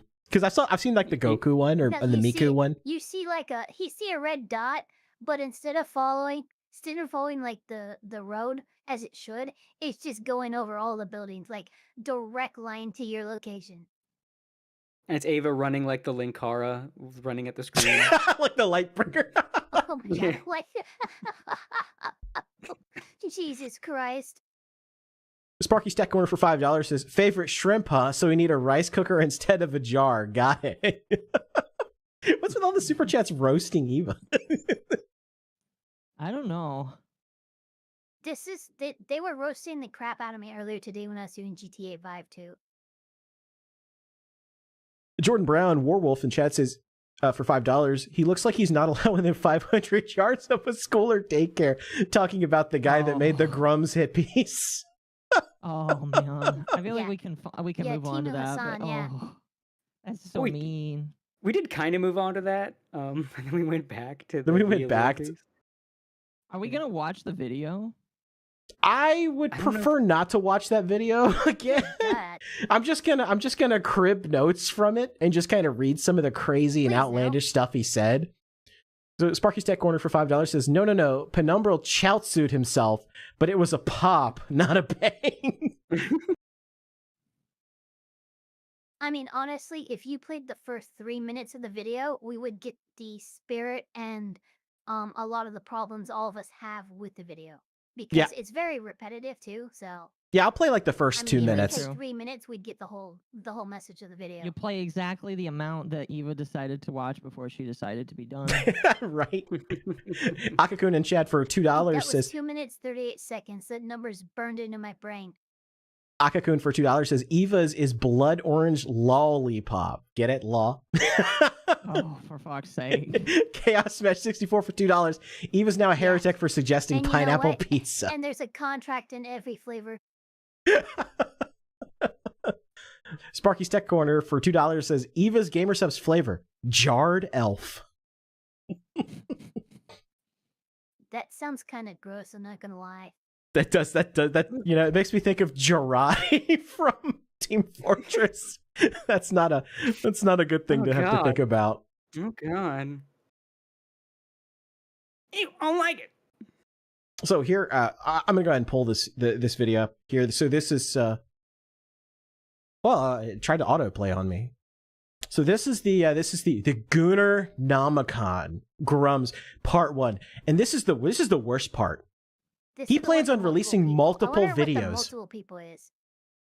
Yeah, I said on Twitter that I am deeply saddened that there's going to be more parts that I'm going to be forced to subject myself to. He probably wants to do a bunch of exposés on people he thinks are gooners because he is above anyone with a sex drive, and meanwhile he probably has sex crimes on his record we don't know about. He only has 2 videos out. Everything else is just podcast stuff. Yeah, he's going to expose all the gooners out there because they dare to lust for breasts, and he is above such thing, ladies. You are safe with him. I don't think it's that. I think that this man is just like wanting to get an own on Grums, and in order to do that, he's just going to choose the easiest thing in his mind, which is Grums is a gooner, and it's just like, okay. I mean, but nobody's shocked by that. Is going to be a thing. I think he's going to start it with Grums for obvious reasons, but I think in his it's like when those old infomercials. I don't think he will release more, given how he admitted to breaking the law. How did he break the law? What did he admit to doing? Am I missing something? It was the leaks, basically. He's basically admitting that somebody, he didn't say he did it, but he implied that he was working with people that used like a hacked account and passwords to illegally and unauthorized access his online accounts. Admitting to a crime. Yeah. Yeah. Well, I think it's kind of like, those old infomercials would pretend to be an ongoing show. It was like, oh, welcome to Living Without Back Pain, as if Living Without Back Pain is a TV show. And like, today we're talking about this very specific guy who heals your back, it's that kind of thing. I have seen those infomercials. I'm always like, where's episode 1? Yeah, it's like, it's the same thing. It's like, welcome to Gunnar Namicon. Today we're talking about this Gunnar, and it's like, nah, you're probably way worse than him. Like, at dude, least this is the only video on your channel. What the fuck are you talking about? Yeah, I'm sure Grums, spends a lot of his time on porn, but I'm sure you've got a record, buddy. Something tells me you got that stank on you. Oh.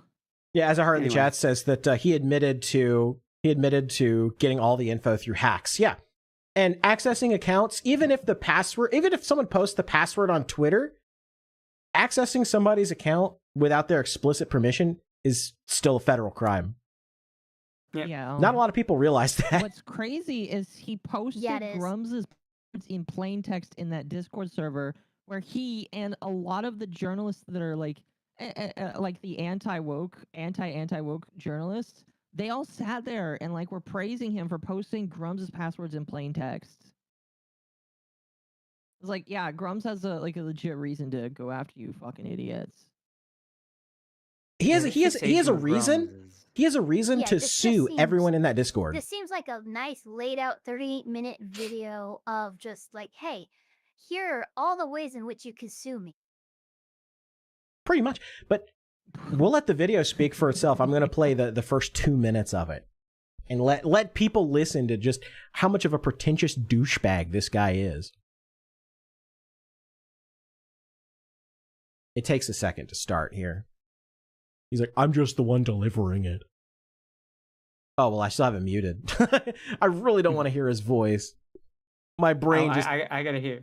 I gotta see if it's the exact voice I think is going to come out of that face. Yeah, it is. Oh, you know it is. One of the leading thought lords of the reactionary right wing is more of a freak than you, I, we, anyone could actually imagine. What is it with the This all look on comes his with face? receipts. This is all grounded in facts. This is all quite legally man's- safe for me Yeah, to it talk looks about. like This he's is all been public haunted record. by I'm this. getting this out of the way He quickly. looks like he's because I know the staring at person his I'm gonna be wife talking he's about to is the beat. kind of person to scream that he's being doxxed, cancelled, and Like, he threatened just lawyers. came home This and all dinner started from a wasn't ready. historic data breach, which isn't actually like quite a fuck you safe mean way to dinner's get not into ready? this. But when I corroborated it with other sources, I found out that this was just sitting out in the No, open this for is, anyone to his find tater tots who were burned, and knew he's exactly really where to trying not look to for just lose it. a name, a registered company. And then you start pulling on a string and pulling on another string and Why another is- string, and you find Why out does he that this speak so much goes through his deeper than cheeks? you would He's got this think. weird puffy. Don't worry, But he's trying Mark, to talk like I'm Grumpy not going to Dog. show any more than I have to. You and your family will not be identified. This is not doxing just a in little human, a man. meaningful It's sense that freaking you're me going to out. talk about. This is just you and me having a You conversation. already Everyone else is along for the identified that ride. by listing By the their way, don't first reuse name, passwords for mentioning shit that like it's this, public especially if you're trying to information, make pointing two people to where separate this can be done. personas Okay, with sorry. different names that you're going to LARP as for 20 plus years. If you're a 40-year-old man at the Did you time just, and did he 60 just plus do year a old now, sassy you've done head tilt that. as a grown man? I can establish He that. did. Yeah. He did. Bro, But don't. you are both That's Caucasian advice for and anyone male. else looking Stow to that start shit. up a separate online persona in the He's a future. very Use a vertical completely head, he separate does. email with a completely separate password. It might actually prevent this. Don't use the same lawyers kids either, that I could actually. access The this same data. lawyers to register your company.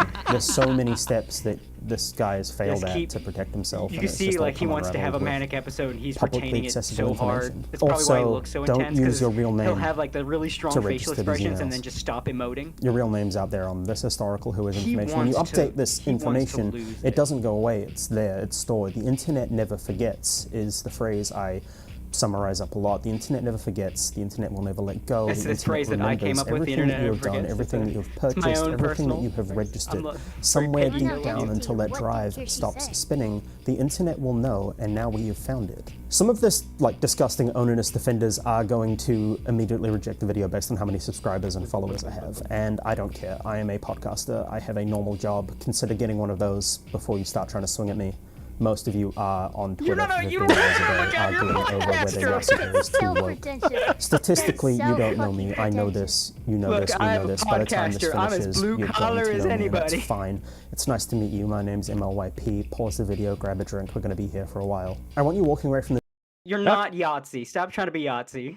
I mean, you know what? I didn't think of it at the time, but now I kind of see that. Yeah, he's trying to go for that sort of Yahtzee Crenshaw, monotone, speaking quickly, trying to get as much information out there as he possibly can. And he's the Yeah. way he has the pufferfish way of talking. More well put together than In Praise of Shadows did. Like he just keep like something about like the way that he's like he's holding the bottom of his face so hard because he wants to lose. Like you saw a little bit that he got really emotive for a minute and then just stopped. Like this is a guy restrained. He's trying to act smug because like I am on top. I'm coming out on top in this situation. When deep down he's seething so hard. Like he wants like he wants to just let that shit loose. And Asahara brings up a good point. This is a good 101 in reading micro expressions in suppressed emotional expression. Yeah. Because you can, if you looked at just his eyes, you think he's just reading from a grocery list, right? But if you look down at his look below his nose, all of his emotion is held there. Yeah. Yeah, that's a and good just the way point. his face shakes. Because I was saying he's talking through his cheeks a lot. Like his face is shaking because like he's so mad, but he's really trying to look like he's not mad. He is. Yeah, he's trying really hard. And if you used your hand to block his mouth, you would think he's fine. But if you blocked his eyes, that's an angry mouth. Yeah, this is a guy that is so full of hate. And it's usually the people that act like they're, the least hateful people are the most hateful. Because some people are they're just hate golems. They're just built on pure seethe and disdain for another human being or human beings. And that is what this guy is. He just needs hate in his life. That's probably why these guys are obsessed with Grums so much. Like he is their hate idol. Like it's an inverse of worship. They kind of worship him, but instead of a sort of love worship, it's a hate worship. Like hating Grums is how they function. It's who they are. It's what their identity is. Yeah. It's like the Christian This is basically fundamentalists. the real life equivalent of Vegeta, and basically this soy boy Vegeta has made Grums their Goku. Oh, they're beyond that. They're the Christian fundamentalists that hates the devil more than they love God. Like all of their sermons are about the devil and hating the devil and why the devil's bad. You never hear God in their sermons. That's these people. Like it's a hate worship, and Grums is their I hate devil. those kinds of Christians. Yeah, Those are the kinds of Christians I hate to interact with, and some of them are sadly VTubers. Yeah, that's this guy. Grums is their devil. Like they need Grums. Grums is like the light of their life, but like all they can feel is hate. So like hate is love to people like this. Like he can't feel real positive emotions. Look at him. Does that look like a man with a soul that can feel love? No. Oh, the only way they can feel. Hate. Yeah, the only way they can feel is hate. So they love Grums. They worship Grums, but their love is hate. So like they think about Grums the way you think about someone you're madly in love with.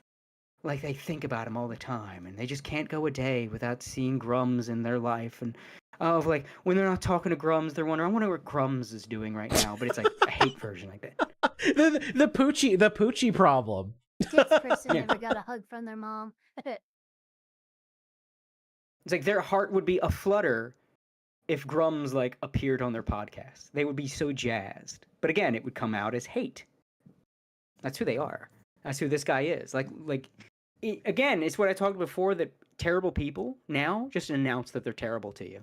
It's the best thing that's ever happened. I genuinely mean this. It's the best thing that's ever happened to human society. That the worst of us just announce it from the rooftops now. There is no more subterfuge in wickedness anymore. It's beautiful. It is genuinely beautiful. It's so good for everyone else. And I think you're going to genuinely see like massive improvements in society because all the bad people just took off their masks all at once. It's like, oh shit. Yeah. It's like, it's just, now they're all going to get rooted out in one big social purge. No one's going to talk to these people, be involved with these people, give these people any influence anymore. They're not going to procreate with these people. And you're just going to have a mass of the worst of humanity dying alone. And in like 30 years, we'll have flying cars and shit. I hope, dude, that would be nice. I talked about this earlier today that I like hybrid cars instead of like electric cars. Can we have hybrid flying cars? Oh, have you guys seen? There was a recent development, actual proof of concept in real life. It was a personalized drone, and it was all terrain. Like it had like a kind of boat bottom. It could land on water, snow, grounded stuff. But it would just like it was like a personal drone helicopter. Let me see if I can find it. It was posted just a few days ago. Look, it's really really cool. That does sound pretty cool. You just look at the rage in this guy. Look at his mouth. Like you're not hiding it, dude. You've got too much hate in your heart to pretend to be human. Again, you're like scorn. You're the free-run demon trying to slip in with human society. It's like, bro, you got big horns. I ain't fucking see. Shut up. You ain't tricking anybody with those horns in your head. Free-run demon would fit in better because there would be no anger there. You know, Yeah, but they're just sociopathic. They just Yeah, but I'm use thinking more words of the to draw and prey. So I they think more of wouldn't the let anger leak. I think more of the like transparent attempt to blend in with the human society, and it's like you still have horns. It's like he's still there, Actually, you know what? announcing This loud bitch and is clear. reminding me of Aura. Like he's like, go on, come on, try to swing at me, freaking weigh my soul against yours. Well, guess what? And it's Like you've been weighed, you've been measured, and you've been found wanting. And my advice to him is the same advice the Freerun gave to Aura. Isn't that the one with the big purple hair? That's how you say it without saying it. Right. Is that the one with the big purple hair? Yes, the with the pigtails that had the scales to let her control people. Yes. Okay, that one. I know what you're talking about. Yeah, I know enough about free run through osmosis. I know. I get your joke. Yeah.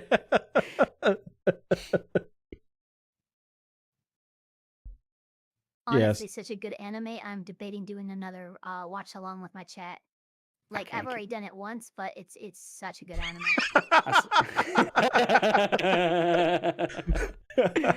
Low tier Freerun. I said before, I can't get into it. Look, for like a bunch of reasons. Don't mess with elves, man. Around elves, watch yourselves. Exactly. I'm too dwarf pilled now. Do you need a bigger sled? I just want to make Sorry, sure not to follow you dwarf into pilled? any underground areas, and for God's sakes, never accept any mushrooms you offer me. As long as you can handle your mushroom wine, we're good. I love Dwarf Fortress. Mushroom wine. It's so good. It's so good.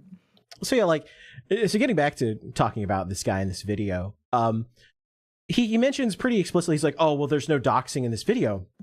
But then, yeah, there is. He's like, oh, I didn't dox anybody. Well, yeah, you kind of did. You rebroadcast information. Yeah, I'm saying, like, so far, he hasn't crossed the line, but he's walking on it for sure. It reminds me of, what was it, Dan Olsen that had buddies that posted CP onto 8chan so he could say there was CP on 8chan? Yeah, it was Foldable Human, yeah. Yeah. Oh, see, Foldable Human. Those kind of like Dan Olsen. That was his screen name. Yeah.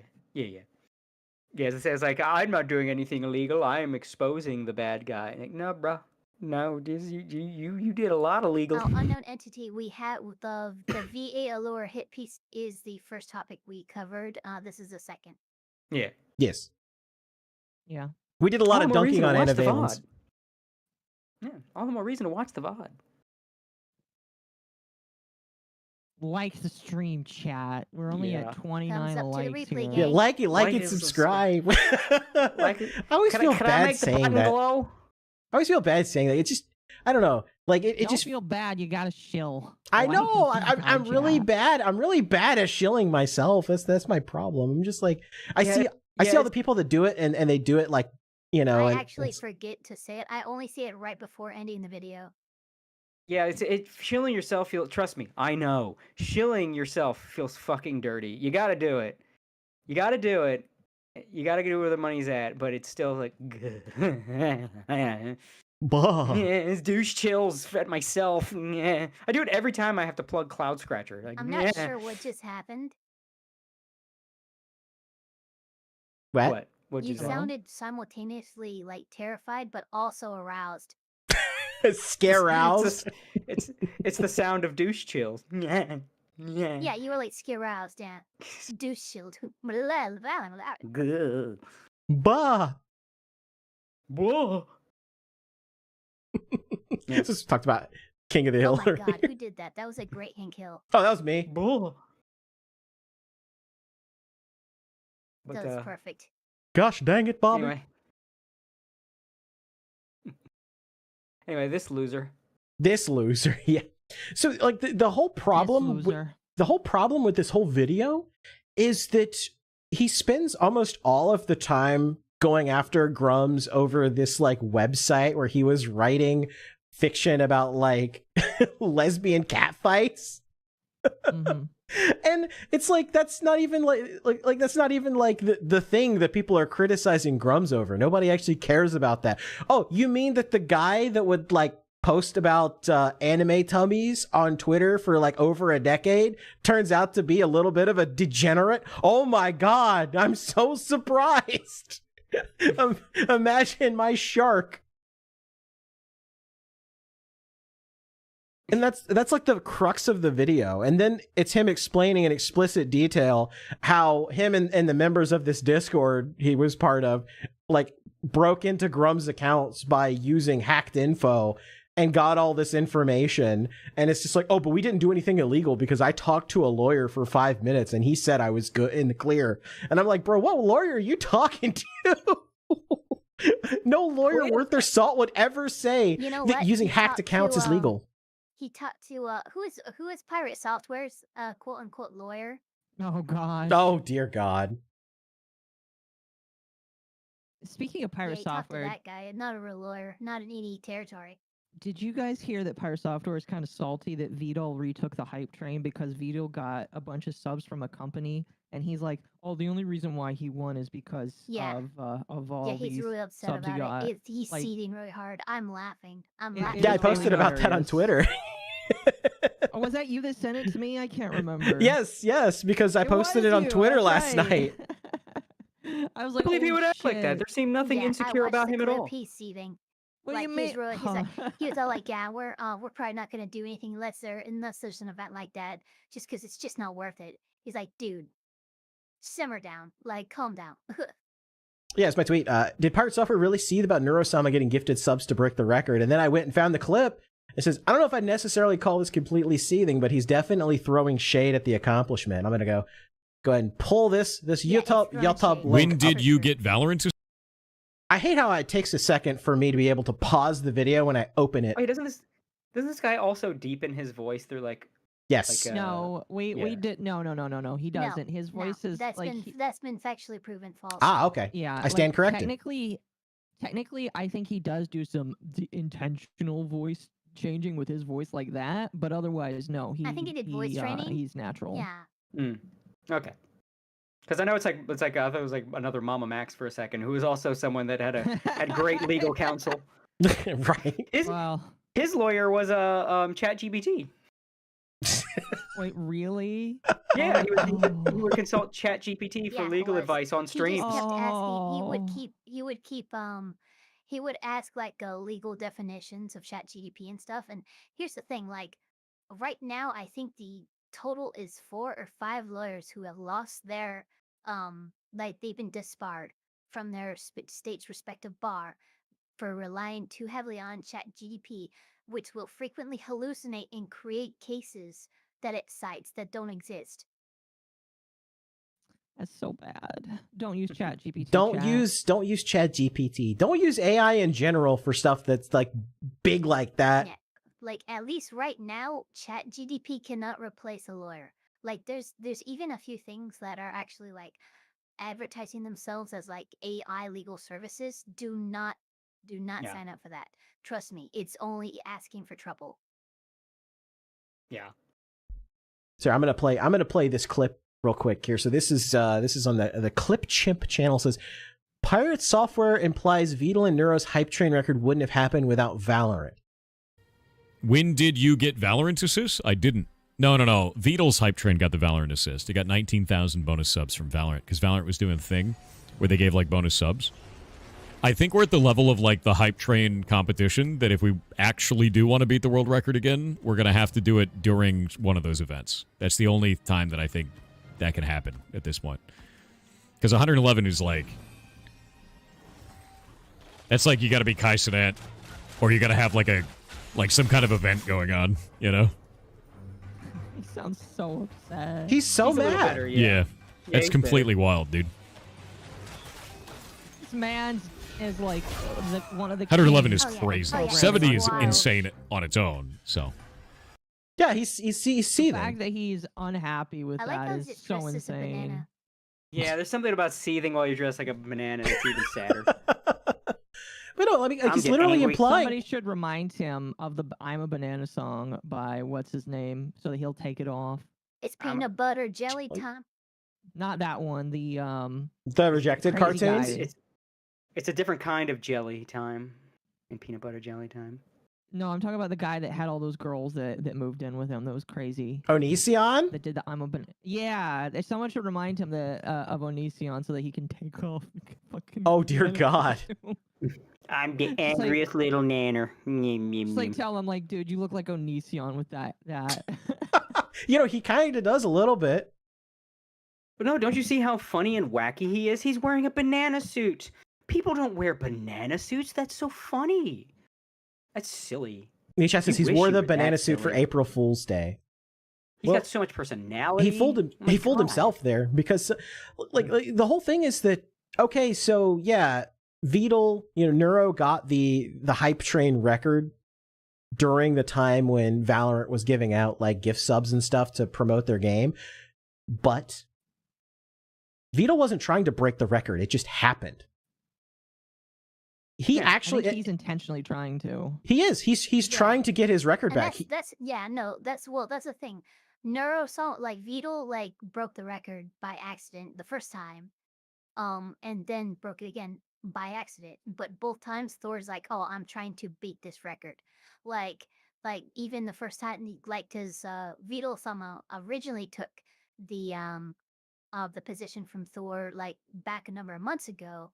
and he was like congratulatory and everything, and he was fine with it because he had a hype train event planned. That hype train event ended up overtaking Beetle, and then Beetle did it again by accident, and he's like, "Oh my god!" Like, I didn't Thor realize is he did it upset twice. because what's taking him a lot of effort to achieve, Beetle is doing effortlessly. And here's Is the thing, it right? funny to say that Beetle's using an AI against a hacker? Oh yeah, it's actually kind of amazing. It is funny, is what it is. Yeah. Patch the Latin chat's right. The modern day tortoise in the I hair. would love to feed Neurosama that clip, and just to see what kind of shade Neurosama because Neurosama's like sassy as fuck, and I know she would have some amazing things to say on that. Oh, there's a reason why he won't feed that clip for that reason. You know that. Hey, though, to be a little fair, I would kind of be annoyed if I were this guy and like I broke some big record and I did this thing and then someone else broke my record with corporate assistance. Like, oh, this company or this event. Yeah, but hype Beetle trained already you. broke his record without corporate assistance. Yeah, but like that's where he's at, like what he thinks, right? I think the reason that he's so salty is because he tried to break it again recently and he failed. And not just failed, but he failed pretty hard. And I think this is him like kind of he's a little upset because it failed because he thought that he would break the record and he didn't. Mm-hmm. And so this is him just kind of like coping because he still hasn't finished his game. Finish your game, Thor. But that's the thing, like. Yeah. I forgot about that. Yeah. Blizzard devs not finishing their game. Yeah, right. Like this. I was about to say. Yeah, we just talked about Grums. You know, what is it with Blizzard devs not finishing their freaking games? Something about that company, man. It's cursed. It's fucking cursed. The breast milk was cursed, apparently. The breast milk was spiked. Something like that. We can throw some accolades to Steam too, because Steam's recent change, where they'll actually notify, they'll put on the Steam store of a game that's like in early access or hasn't been developed in a significant amount of time. It'll be like, hey, this game hasn't been touched for a while, don't buy it. Like, Steam's freaking base is hell for doing that. And then right afterwards, he updated it so they stopped doing that to his right. I remember that. Right after they did that, he's like, by the way, guys, I'm updating my game now.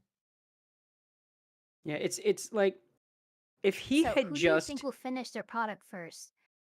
What George R.R. Martin finishing his book or Thor finishing his game? Didn't George R.R. Martin actually get started writing again? Well, he keeps claiming that he's finishing it like every couple of months. He says. Yeah. I still said before, he's been saying that for like years and years now. I said before, I'm 100% convinced he had to start rewriting that last book from scratch because that last season of Game of Thrones was based on his outline and he saw the reception. He's like, oh shit, if I release this, they'll crucify me. That's why it's taking so long. That's what happened? Yep, 100%. Entirely. Like, they totally based that last season. That last season was not some, like, anime filler shit. He totally gave the show writers, this is what I'm going to do for the last book. He saw the reception of that last season, and he went, oh, shit. And he scrapped that whole book. Winter is on hold. Yeah, he scrapped that whole book. And he started from scratch. And I think he's also writing so because he don't know what to do. Like, he don't know, he doesn't know how to fix the ending. That was the ending. Yeah. What do I do now? What was the ending? Because I never watched it, so I don't care. Oh, so major spoilers, but TLDR, almost everybody dies. That's what I kind of thought. So it was basically just like fucking Twilight, where everybody dies. It's just more Shakespeare. Yeah. He's trying to be Shakespeare. But see, he didn't even pay off a lot of the threads that he established. Like, so they established that, like, you know, there's a sword and, you know, it can light on fire. And the only way to do that is to like stab it into, what was it, like the person you love's heart or something like that? Or like the mother of dragon's heart or something. And you pull the sword out and it's like covered in fire. Yeah, they didn't do that. They just left that one on the cutting room floor. And there's a whole bunch of other stuff they alluded to that just didn't get paid off. problem is like he has this mindset that like he knows better than Tolkien, right? Like pathos is only good if it's bitter. You know what I mean? If it's dark, you can't have the virtuous person that accomplishes something great and makes the world better, because that's not how the world works, because he thinks the world is bad because he's depressed. So he kept taking the story in this direction where like things go bad, and now you don't. He's written himself into a corner, which I think should be a condemnation of his own worldview that he won't get. But like, do you see? Do you see how this doesn't work? Like your view of the world, you've crafted a world based on your worldview, and you can't finish it because your worldview doesn't fucking work. It does. You can't progress in this world. It's funny, as silly as it is, Epic Rap Battles of History said it best. George R.R. Martin has this thing where like, oh, things have to be real and like sudden and abrupt. Like, my readers fall in love with every character I've written, then I kill them, right? And Tolkien's more like, dude, the genre's called fantasy. It's meant to be unrealistic. It's meant to appeal to something more. Like, yeah, he basically wrote himself into a corner he can't surmount now, and he's gonna. I don't know. I don't think he's gonna finish that book. Yeah. He probably will, but it will be many, many, many years after everybody has stopped caring. There will be all kinds of news stories, Dude, and it'll how be much trending more on Twitter. years does he have? Well, that's the thing. It'll be trending and all these news stories. Oh my God, he finally released it. And then after that, excitement lies down. And like, oh my God, it actually happened. We thought it would never happen. The reaction to the book, I guarantee, will be and then no one will care anymore. I'll tell you what's going to happen. I'll tell you what's going to happen. He's gonna croak, and then they're gonna hire Brandon Sanderson to finish the final book, and everybody's just gonna blame Brandon Sanderson for it sucking. It's not like I haven't lived through this, with another very popular fantasy series that I loved from my childhood, and then was, destroyed by Amazon. I'm not speaking from experience or anything. Like what precious IP isn't destroyed by a big brand that bought the rights to it these days? So true. So true. I Devil May Cry. Yeah, that's another whole tangent in and of itself. Yeah. But before that, Magma Fox gifted 5 YouTube memberships to Eva and Azahara and Cody too, and Ryobe. Give me a membership. Yeah. It's YouTube. The most active people in the chat memberships. Yeah, that's how it works. YouTube roulette, and Mr. Insane as well. He said one shot got the elf in the first shot. Do I not have a wrench? I don't have a wrench. You bastard. No, how do I not give Cody a wrench? You son I of a like bitch. how Magma Fox is using gifted memberships as like a gotcha. It's true. He's firing gifted memberships from the rooftops. Headshot. He's sniping people like Sakura Miko on lockdown. Stay inside. Stay home. Stay home. Thank God I got a healing factor. Jesus. And Child of Shade became a member. Welcome to the Anime Boomer. Cut off his bloody head. Nice avatar. All right, let me scroll back up to the top here. SSR first poll. Chaos Smash 64 for $5 says Eva's gonna need time to get out of her booster when she arrives at my location. Meanwhile, I'm just pointing and laughing at her. Brutal. Okay, look, I'm not about the whale. What's up with all these short jokes? It's very good too because there's no blueberry jokes either. It's just a joke, guys. It's not a fetish. It's a joke. It's just jokes. What if we put the Minecraft beds together? It's just jokes. Does she actually just say it's a joke, or does she acknowledge that it's an actual fetish? Because I would hate her a lot more if she just said, "Oh, it's a joke." No, I think she's just like, it is what it is. Pretty much acknowledged it. It is what it is. It is what it is, boo. Good. Freaking Andrew Bowson. Young underscore for $2 says, I need It's a Gundam on here. Oh yeah, we've wanted It's a Gundam on here for a while. But see what happened when I had It's a Gundam in DMs on my old X account way back when it was Twitter. And then a journalist got me suspended because he was beefing with who was he? I can't even remember now. But there was like some journo, like the guy that doxed Elon's plane or whatever.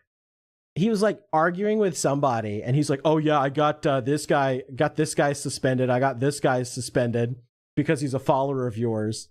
And I lost that account because of it. And then I got my original account back, but I didn't have the DM with It's a Gundam anymore. That's on my GatorTime YT account, which sucks, but you know.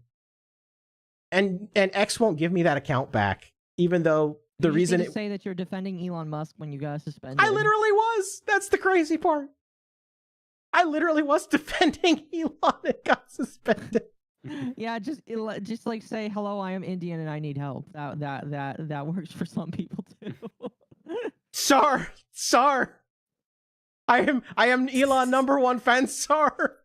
Please redeem account. I am Indian and I need help. I need help, please. Do not redeem. Do not redeem. X gonna give it to you. Fuck waiting for me to get it on my own.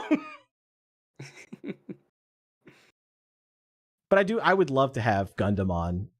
I think he would have a fun time here. I even have one of his sound clips on my soundboard on here somewhere. Where is it? He was on Kino Casino the other day, I think. He was. That was crazy. I don't have my soundboard hooked up. It was because of DSP, because DSP had his crash out, and you know, friendship ended with Kino Casino.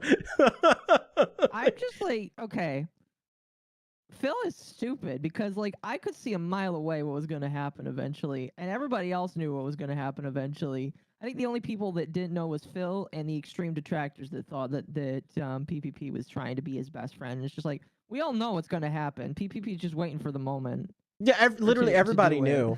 Everybody. I think he knew too, but I think he was trying to hold out as much as he could because like Phil is like the old school grifter. Like he is he is the guy that defines the term. You know, all he exists for is for people to throw money at him, and he will do and say anything to get people to throw money at him.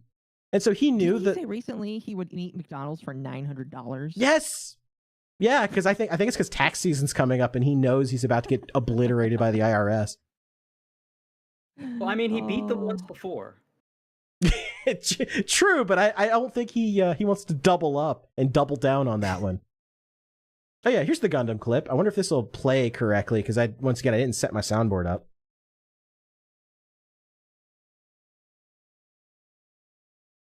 Clearly not, because I don't hear anything. It's not set up properly. See, I told you. I didn't. Yeah. I'm not used to using the soundboard anymore, so it's not configured properly. Let's try that one again. People like this exist in America, and their vote counts as much as yours. I don't really have a joke for that. I just want to let that marinate in your head. That's one of my favorite Gundam drops ever, because it's so true. He's talking about crazy people on Twitter, I'm assuming. Yes. Their vote counts as much as yours. I don't really have a joke for that. It is for nothing. It's like, It's I know just it's counted true. for nothing, but like, you know, thanks for reminding me. Yeah, Zara's right. If you don't use the soundboard, you lose the soundboard. Exactly. I really should put some more. I really should put some memes and stuff in my my setup, like how Legal Mindset has all the videos and stuff. I'm not really sure how to, because he uses that through StreamYard. I'm not really sure how I would do that in He has them OBS. all, like ready and on call. It's pretty good. That's like one of the benefits of using StreamYard as opposed to OBS is you can just upload those clips onto your stream and just like immediately like go to them just like instantly. I wonder if there's like a plugin with OBS that could do that. I'm gonna look that up because Well, I if you have a lot of really got a great Stream drops. Deck, if you get one of those, I can actually tie some of these buttons to sound clips and stuff like that that'll play automatically. Oh, that's what I'm using. In OBS. That was I bought a Stream Deck when they first came out. And yes, there is a way to do it. I actually I'm just gonna let you know, I actually own 2 Stream Decks. I bought 2. Did you see the April Fool's joke? Yes, the stream Elgato Stream Desk. The Stream Deck deck. The Stream Deck desk. Dude, that thing was amazing. The sad part is I kind of wanted it. I looked at it and I'm like, man, I'm one of the few people on the planet that could probably use that thing. Tony Stark. You can just use it to play video games. You just program each one to be each button to be an individual key on the computer. I like the Tony Stark comparison. Jarvis, I need you to figure out this person's ethnicity and tell me what slur to use. That's some old internet shit. Okay, that'd be pretty fun. Right away. So we talked about pirate software. I actually didn't expect to talk about that. Tonight. We're talking about worse people, or bad people losing against bad people. I mean, there is the Billy Mitchell story. Yes. Yeah. Yes. Billy Mitchell, the man who has been sad. The man who, if you were a Carl Jobst follower, you assumed that he was just going to get BTFO'd in court, that this whole thing was a lawsuit because of an accusation that he cheated at Donkey Kong 100 billion years ago. And then the actual... That's what everybody thought. That's what I thought too. Everybody thought that because that's the way he... That's what everybody thought because that's what he represented it as. Yeah, it's amazing how the public sentiment about Carl Jobst just went 180 in a day. Everybody found out what was really going on. When it came to the fighting of facts, and then the court released their findings, and oh my God, this wasn't about cheating at all. This was about he claiming that that he was a cause of somebody's freaking self-end. Yeah. Yeah, here's comment what it was for, and nobody listened. Well, here's the thing, Sparky. Nobody probably listened because they all thought he was a fucking liar because he cheated on one thing. Why wouldn't he lie about something else? So that's he's why cheated a lot. He's lied a lot. That's the thing. That's why I said on Twitter, congrats to Billy Mitchell on his first legitimate win. That's a banger tweet. But yeah, literally, if you only watched Carl's videos, you would just assume that this is what the entire case was about. That it was about Billy Mitchell suing him for defamation because Carl Jobst claimed in his video that he cheated. And I thought that. That's why I assumed that Carl was going to win. And then all of a sudden, we find out, oh, by the way, it had nothing to do with that. The entire case was laser focused on his claim that, Apollo Legends self-deletion was directly a result of the lawsuit, when Apollo Legend never claimed that himself. I don't think he would have been able to anyway if he was dead, but yeah. Well, he did release a video, a posthumous video, basically explaining why he was gonna do it, and it really depressing, honestly. Yeah, I mean the TLDR is basically that he was depressed and situation in his life were bad. He didn't specifically mention Billy Mitchell in there at all. And you have to be... Sparky brings up that Carl also covered for Dark Viper, who was probably more involved in what happened to Apollo Legend than. Oh yeah, I hate Dark Viper, and the fact. What's funny is he covered for Dark Viper until Dark Viper decided to go after him for something that was going on in his life, and then they both had a falling out. Dark and so Viper it was really AU, funny. The guy who does those GTA videos. Yes, that guy is such a... I almost gave a slur on your show. That guy sucks. Thank you for warning me away from him because he had started popping into my don't watch him feed because I've been doing GTA 5 streams. I've been looking at him and his titles have been very clickbaity, so I've been avoiding it. But yeah, he's not a good guy. He's got a history. Yeah, to say the And least. you know, I don't have much, I guess, use for Kino Casino. It's a little bit too drama shit. Well, I don't really care about whatever. like lolcow content anymore. Like I moved kind of away from all of that. I like talking about VTuber lolcows now. I mean, like it feels like it's trying to keep that old if blood they sports keep era popping alive. out of the woodwork left and right. But I'll give credit where it's due. PPP did, because someone linked a clip about it, and I watched it. Just see what Kino Casino's saying about this, because I didn't think they'd even bring this up. I should have figured they would, but I didn't think so. PPP brings up, like, where Carl lives, and Carl himself is not a free speech guy. This isn't a kind of guy that is getting screwed by a country that's more authoritarian and you'd like it. No, this is a guy that would support your downfall if you said no words or had no opinions. So for a guy like that to get burned for something like this just feels like the cosmos is giving him a little slap. Queensland courts. That's Australian court, right? Yeah, he is Australian. Australia. And the lawsuit was in Australia. Which tells you Billy Mitchell, who's a US citizen, had to go and file a lawsuit in a totally different jurisdiction, which Eva, how challenging that is and how difficult that is. And then on top of everything else, It means he had to fly out and basically establish some form of like life in Australia for a long enough amount of time. Like, yeah, this affects me and I have standing here. Like, yeah. For instance, the do you guys remember the Earth Update situation? Where yes, we covered it on here. Zhang Wang guy, a pedophile. Zhang Wang got in touch with me when all that was happening, and basically after talking with me, he realized he's like he would need to fly to New Jersey, where Earth Update is supposedly based, in order to file that lawsuit. And it's like, is it worth it, right? Well, Billy Mitchell went, yes, it's fucking worth it, and this is the W he got for that. Like, what Billy Mitchell managed to do here is pretty impressive, like just litigation wise. Mm-hmm.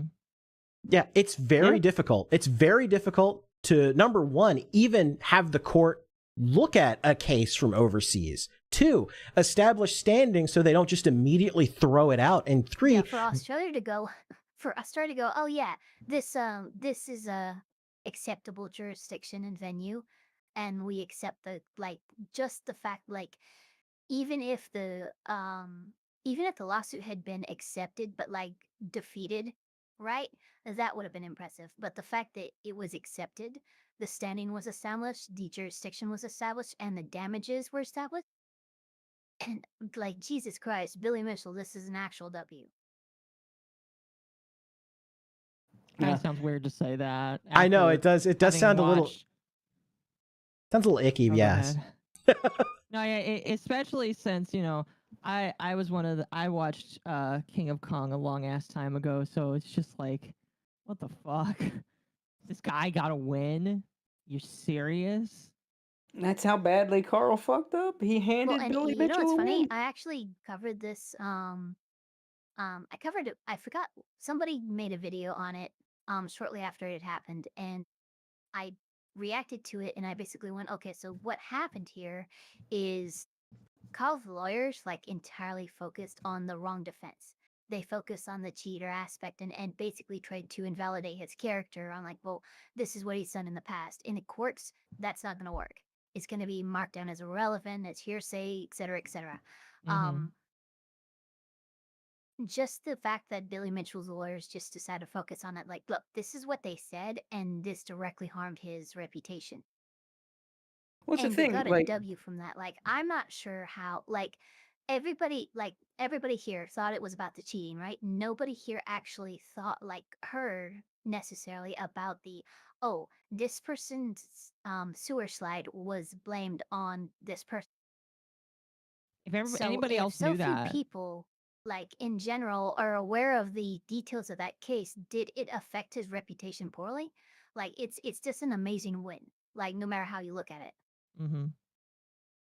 I mean, this was like he tried to bring up the cheating in court to say like I could not have defamed him because he already has no reputation, and it's like okay, but you're accusing him of causing another man's death. That's a big jump from cheats at video games. Yeah, and accusing somebody of causing physical or mental or whatever harm to somebody else is essentially accusing them of a crime. And accusing somebody of a crime, no matter what it is by definition defamation. Of course he was going to win. There's actually defamation per se. Yes, defamation per se. And like your ass is Australian, you ain't got American free speech laws because in America, and I think a lot of people understand because they are Americans. Like in America, it's not defamation if it's true. But a lot other of countries don't have that. Nope, truth is in absolute defense. Yeah. And like Japan has a big problem with that. That's why like you can't Japan, truth cannot be a proper defense. Well, it's a problem, but there are some ways around it, right? For instance, you can properly defend a defamation suit by claiming that the information, while also being truthful, was necessary for the good of the public and the good of Japan's like reputation on the international scale. So that's one effective defense that you can use for a defamation lawsuit in Japan.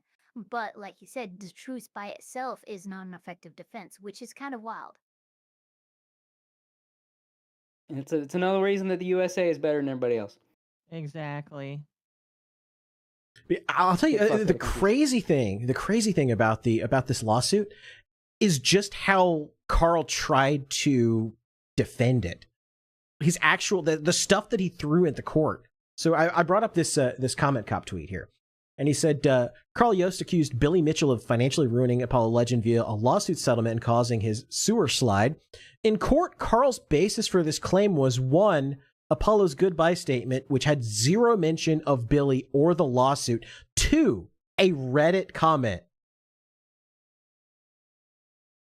Well, we know what happens when we we go off of Reddit comments here, chat. Your Honor, if you will read this Reddit comment here, you will see that my client is completely blameless. Yeah, a Reddit comment. Submitted into evidence, Your Honor. Reddit said it. Yeah, it's on Reddit. And this is from the actual document. This is the court document here. It says, quote, in his evidence, Mr. Yopes was asked about his basis for stating that Apollo Legend had paid Mr. Mitchell a large sum of money. Apart from Apollo Legend's public statement about his settlement with Mr. Mitchell, Mr. Yopes said he was also aware of a post on Reddit that had been made several days before the settlement became public, in which the person posting said something to the effect of, quote, Carl's playing a dangerous game. Billy forced Apollo Legend to settle and pay him money, end quote. I can't believe these people. And you see, the Redditor's uncle works at the courthouse. So he had an inside track that it paid Billy Mitchell money. Yeah. Yeah, Reddit, about as trustworthy as GPT for law. Yes, exactly. He's right up. Carl Jobs now is right up there with Momma Max in terms of like killer sources. And now he's going to have to pay. How much was the settlement? Well, here's the thing too, because it was hundreds of thousands of dollars. It's bad. Carl, bad. It's like almost $500,000. Well, the problem is that's not the only amount because there's also lawyer compounding fees. Stuff that's going to come. I forgot about lawyer fees. Yeah. So he's going to have a decent chunk of money to pay for a long time. That's a fat stack. Yeah, it's almost $400,000. To pay over 380,000 Australian dollars, which is about 240-ish, 240,000 USD, before you even get into the lawyer fees, which, by the way, the lawyer fees are going to be exorbitant because I imagine it's also going to consider travel too. Oh yeah, because didn't Billy Mitchell's didn't his lawyers come from America too? Yeah, and Billy Mitchell's lawyers traveled with him in like food, lodging, like everything involving with like living and working in Australia for the totality of the case, how long it lasted. That's a pretty penny. Yeah, Carl's kind of fucked. And the fact that he pushed this when he's got a wife and kid, like he's got a family to support, and he's basically dragged them into this because now like that's money that they're using for food and lodging. GG, Carl. Well, Was the it reason worth it? why this Was is it worth it so for that? bad for Carl is because Carl misrepresented everything when he asked for help. When he asked for did he He ask for lied to everybody. donations? He He did lied to ask for everybody. He did. donations, and Absolutely, he did yes. cross on donations. It was yeah. all Yes. about framing. Okay, thank you.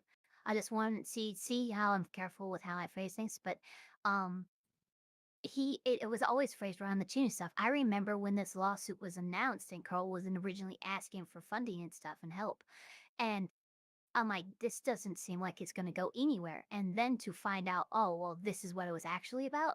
Like, that's how badly he misrepresented and misled people. Like, I'm an attorney and I did not know that this is the facts of the case until after the judgment came out. Yeah, just because someone's a bad person doesn't mean you can freely step to them and win every fight against them. Well, here's the kicker, too, is that the judge flat out said, I should probably award even more in damages, but he stuck to the amount that Billy Mitchell asked for. Yeah. So even the judge was like, no. Saved his ass. Yeah, Billy Mitchell, and not asking for even more, actually kind of saved Carl from having to pay like $1 million or something crazy. Yeah, that judge was not having it. Like you saw that. Well, I think Australia has like upper levels of like how much could be paid out. Like the judge could not actually order it be paid more than a certain amount, and I don't think it's too high. Mm-hmm. Yeah, this has to be close to the limit, I would imagine. Yeah, Akiko in the chat says the judge even said there are legal limits for the charges, and he went to the limit without adding more. God, yeah. So he got absolutely fucked in court, just totally and absolutely. And this was his post after it was revealed. The judge basically went, "I am going to punish you as much as within the law is within my ability to punish you." I have a sneaking suspicion stuff like that Reddit, like citing a Reddit post, is part of what led to this. Like I feel like the judge saw something like that and just like let's say you're a judge, right? You're a completely neutral party. You just see two people you've never heard of having a case like this. And one side is saying, yeah, well, a guy on Reddit said so it must be true. That's going to take your credibility and shoot it in the dick. Like, that's it. Your judge ain't going to have any of that. Like, yeah, a judge an would internet comment. make an example out of you. Yeah, you're defaming someone based on an internet comment. No, fuck you. So this is what Carl released on X after the ruling was made public. He said, "I lost. The judge found..." Listen to this. Listen. Does this sound like a guy that's being totally honest with his chat about what's really going on? He said, "I lost. The judge found Billy to be a credible witness and believed his entire testimony. From that point on, unfortunately, there was really nothing that could have saved me. I will now obviously consider my options. I know many of you will be upset with this, and I'm sorry for that. Thank you again for all the support I have received, and I will endeavor to work as hard as I can to repay Carl, all that you are owed." You have only one option. Follow the court findings and pay out what you've been ordered to pay out. There is no other options to consider. I think he thinks he can appeal. He does. He is thinking about appealing, actually. He's not going to win. Try to appeal, but here's the thing. I don't know if Australia... Let me see here. I don't know too terribly much about Australia's court system, but I'm pretty sure that unless there was some sort of malfeasance in the actual case, I don't think he's going to win on appeal. In Australia, appealing a court decision generally involves filing a notice of appeal within 28 days, paying a filing fee, and demonstrating an error of law by the original court, which appeals typically heard by a panel of judges. Yeah, I'm not sure that they're going to be able to appeal properly. I mean, I imagine this judge was probably very, very careful in terms of procedure and how everything went down. Well, let's just look at the case. Let's look at the case like from a facts value, okay? The lawsuit was over defamation. What was the defamation in question? The defamation in question was Carl accusing Billy Mitchell of contributing to the self-deletion of somebody else. Okay? Was any actual evidence ever posted that this person's, self-deletion was directly that Billy Mitchell's lawsuit against him was a direct contributing factor? No, there is no evidence. There was no evidence submitted and accepted to the court that would prove what Carl said was the truth. Ergo, it's defamation. He can't add additional evidence after the fact, in an appeal. You can't just add new information to the appeal. The appeal has to go off of what you posted. That's why Vic lost his case, because they couldn't add the stuff that that his lawyer screwed up and didn't properly. An appeal, actually, you could focus on something that a judge did handle right? Even if it was a procedural mistake, you could focus on that and get an appeal based on that procedural mistake, right? You couldn't present new facts in your appeal, right? It Right. would actually, the appeal is only going to look at how the case went down and how the judge behaved, reacted, and applied the law. If the panel finds out that, hey, you're not, you didn't apply the law properly, then there might be an overturn of the judgment. But it's no place to add like, oh, by the way, I found this extra evidence. That doesn't matter. We're looking at how the court case went down, how the judge behaved, how the procedures went, and if everything's good, then there's no ground for appeal. Oh, by the way, Hampshire rated on Twitch. Thanks for that. I believe that is the Hampshire guy, the underwater hamster, underwater hamster guy. Yeah, that is. Thanks for the raid.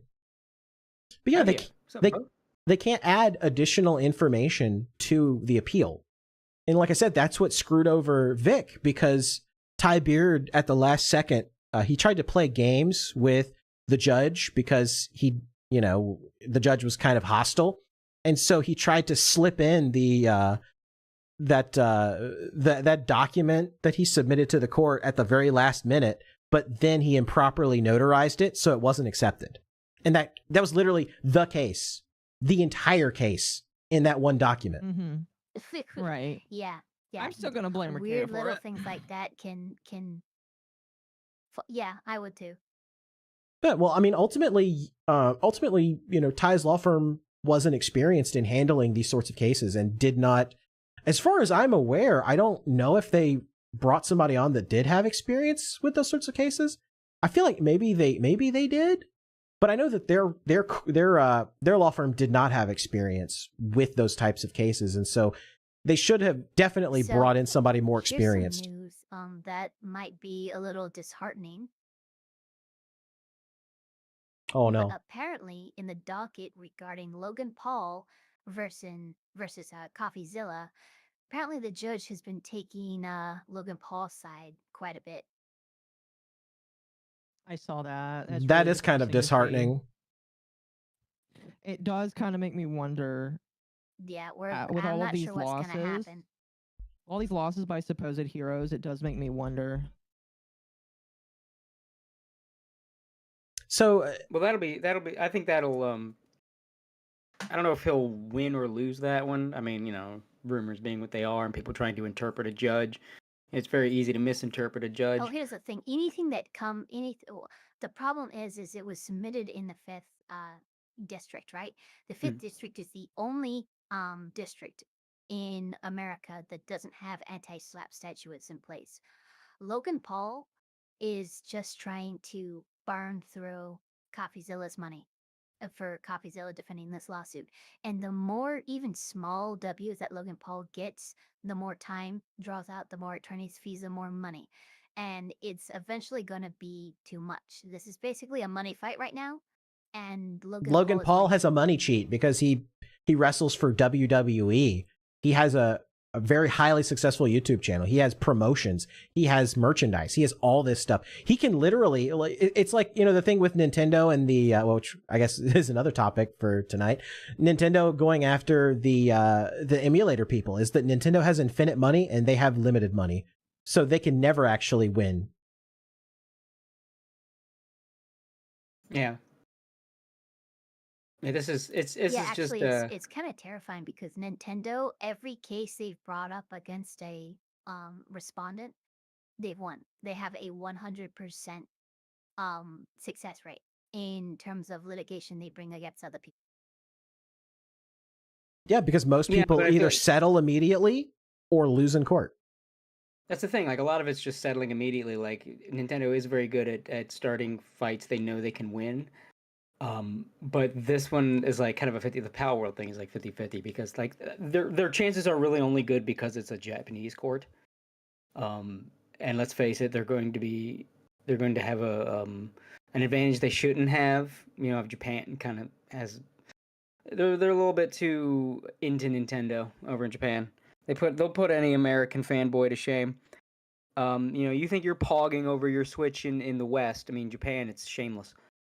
But yeah, like a lot of Nintendo's practices are shady, and a lot of their patents are very shady. I guess it just depends on Japan. Either way, it's not going to sink Palworld. I mean, they're not even suing them for that much money. They're just trying to bleed them a little bit.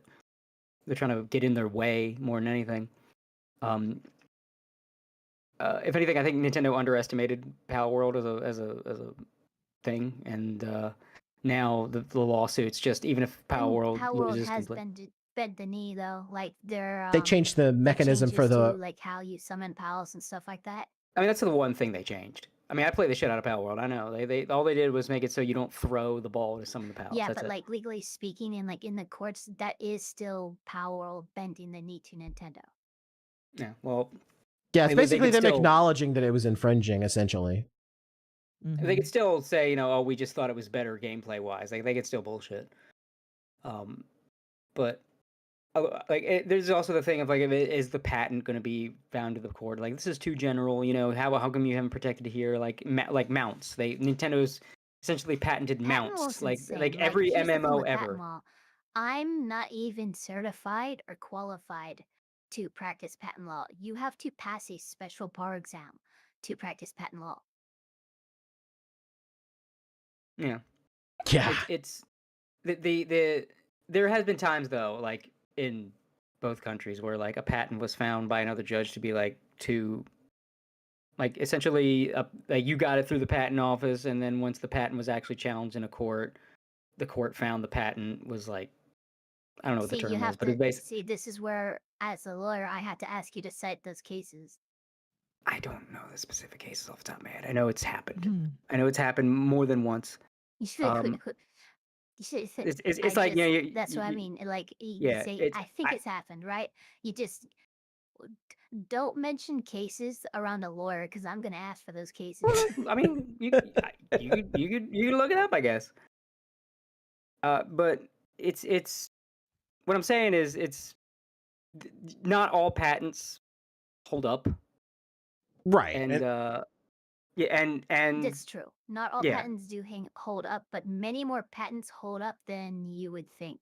Yeah, no, and I know. Is patent law is very old, and it's not caught up to like technology and technological advancements, right? Which is why we're using like weird patent law applications regarding Nintendo and stuff like that. Like patents are meant for like mechanical processes and shit like that. Like, and it's just we're so beyond what patent law was originally created for. It needs a serious overhaul and look over, but it's never gonna happen. Right. Yeah, 100%. But that's the thing where it's like when I say some patents don't hold up, that's the thing. If the court looks into this patent like too general, this patent was filed, you know, when the game was already in development, which it was, that kind of thing. So that's where it's a little iffy. There are the things that make these Nintendo patents shady are the things that also make it so it's a little iffy in court. And even if, like I said, even if Palworld loses, it's just going to cost them money. But now they have so much Sony backing and everything that it's not going to. They've got like, you know, an anime on the way. They got the deal with Sony now, and to say nothing of the sales, it's not going to hurt them. It's just going to be an annoyance, and that's what Nintendo wants to do because they can't compete with Palworld in the free marketplace because Palworld is a much better game than Pokemon has been in like a decade. So they're just trying to interfere with their competition through other means. And even if they win in court, I don't see this because they're not going to take the game off Nintendo, sale. look, Nintendo's claims and complaints in court are basically Nintendo's demand that Palworld kiss the ring, and Palworld changing even one of their systems is them kissing that ring. Right. I don't think much is going to happen beyond this, but that's what it was. It was basically a big business flexing and going like, hey, remember who's king. Yeah, and I think at the end of the day, yeah, I think at the end of the day, I think that case will just get settled so that way Nintendo won't actually have to go into detail defending those patents. And I think a lot of, especially Sony, I think Sony's going to ask them to settle because there's a lot of Nintendo patents that if the court said, yeah, Nintendo owns those patents, it's going to screw over the entire games industry. It's basically like Nintendo has a loaded rifle and they're pointing it at the rest of the games industry. And it's like, yeah, Palworld, you better surrender or we're going to crash this plane with no survivors. Yeah, that's kind of the I don't really have anything to add. You're pretty much 100% right. It's a game of litigational chicken. Yep. Because like Nintendo is putting their patents at risk because like those are some of those patents are some tenuous shit. Yeah, and Ryobe in the chat for $10 Canadian, he points out, some of those patents. Warner Brothers had the Nemesis system patented, and so and they did the Insanity Meter from Eternal Darkness for the GameCube was also patented. It's just kind of sad because that's how industries grow. Yeah, and guess what? Those systems were never used again. The Sanity Meter patent ran out, if I remember correctly. I think that's since run out. Yeah, but I think nobody wants to touch uses it. But if I remember correctly, it did run out. Not the Nemesis system. I don't know how much longer that one goes through. But he said $5 super chat. He said, "I forgot to say Eternal Darkness is owned by Nintendo. Sorry, I need to clarify." Yeah, but no one's going to use that system because they don't want to run afoul of Nintendo. No one's going to use the Nemesis or similar systems because they don't want to run afoul of Warner Brothers. And those systems will just never get used again because the company that owns it doesn't ever want to use it. Yeah, this whole system patenting thing. I think it won't, or at least maybe not for a while. Maybe something will come along to make it fucking stop, some legislation somewhere. But I think a lot of this shit needs to fucking stop. This idea of patenting mechanics to the point where Nintendo's fucking skeevy as shit. They've been this way for a long time. They got shot down, but they tried to patent the mechanic of defeating an enemy by jumping on their head. They tried to straight patent that shit. Like, you could never do that again in any video game if Nintendo had their way. Like, they may not be a black company to work for, but they act like a black company. Like, no wonder even the Yakuza wanted nothing to do with this company. They're practically a Yakuza in and of themselves. I just like that the head of the American company is named Bowser now. Yeah, feels a little on the nose. Feels a little on the nose there. But speaking of stuff that's on the nose, they announced the Switch 2. Are you guys excited And in everybody chat? hates it. Are you excited for the Switch 2? And I think people were until the follow-up tweets. Yeah. So Nintendo didn't even announce what the price of their games were in the stream because it was I think they knew. They knew when they announced that games were going to be like $80 that everybody was going to be pissed. I mean, look, this tweet I brought up from the Nintendo $80 Treehouse. Digital, $90 for physical, which isn't even actually physical.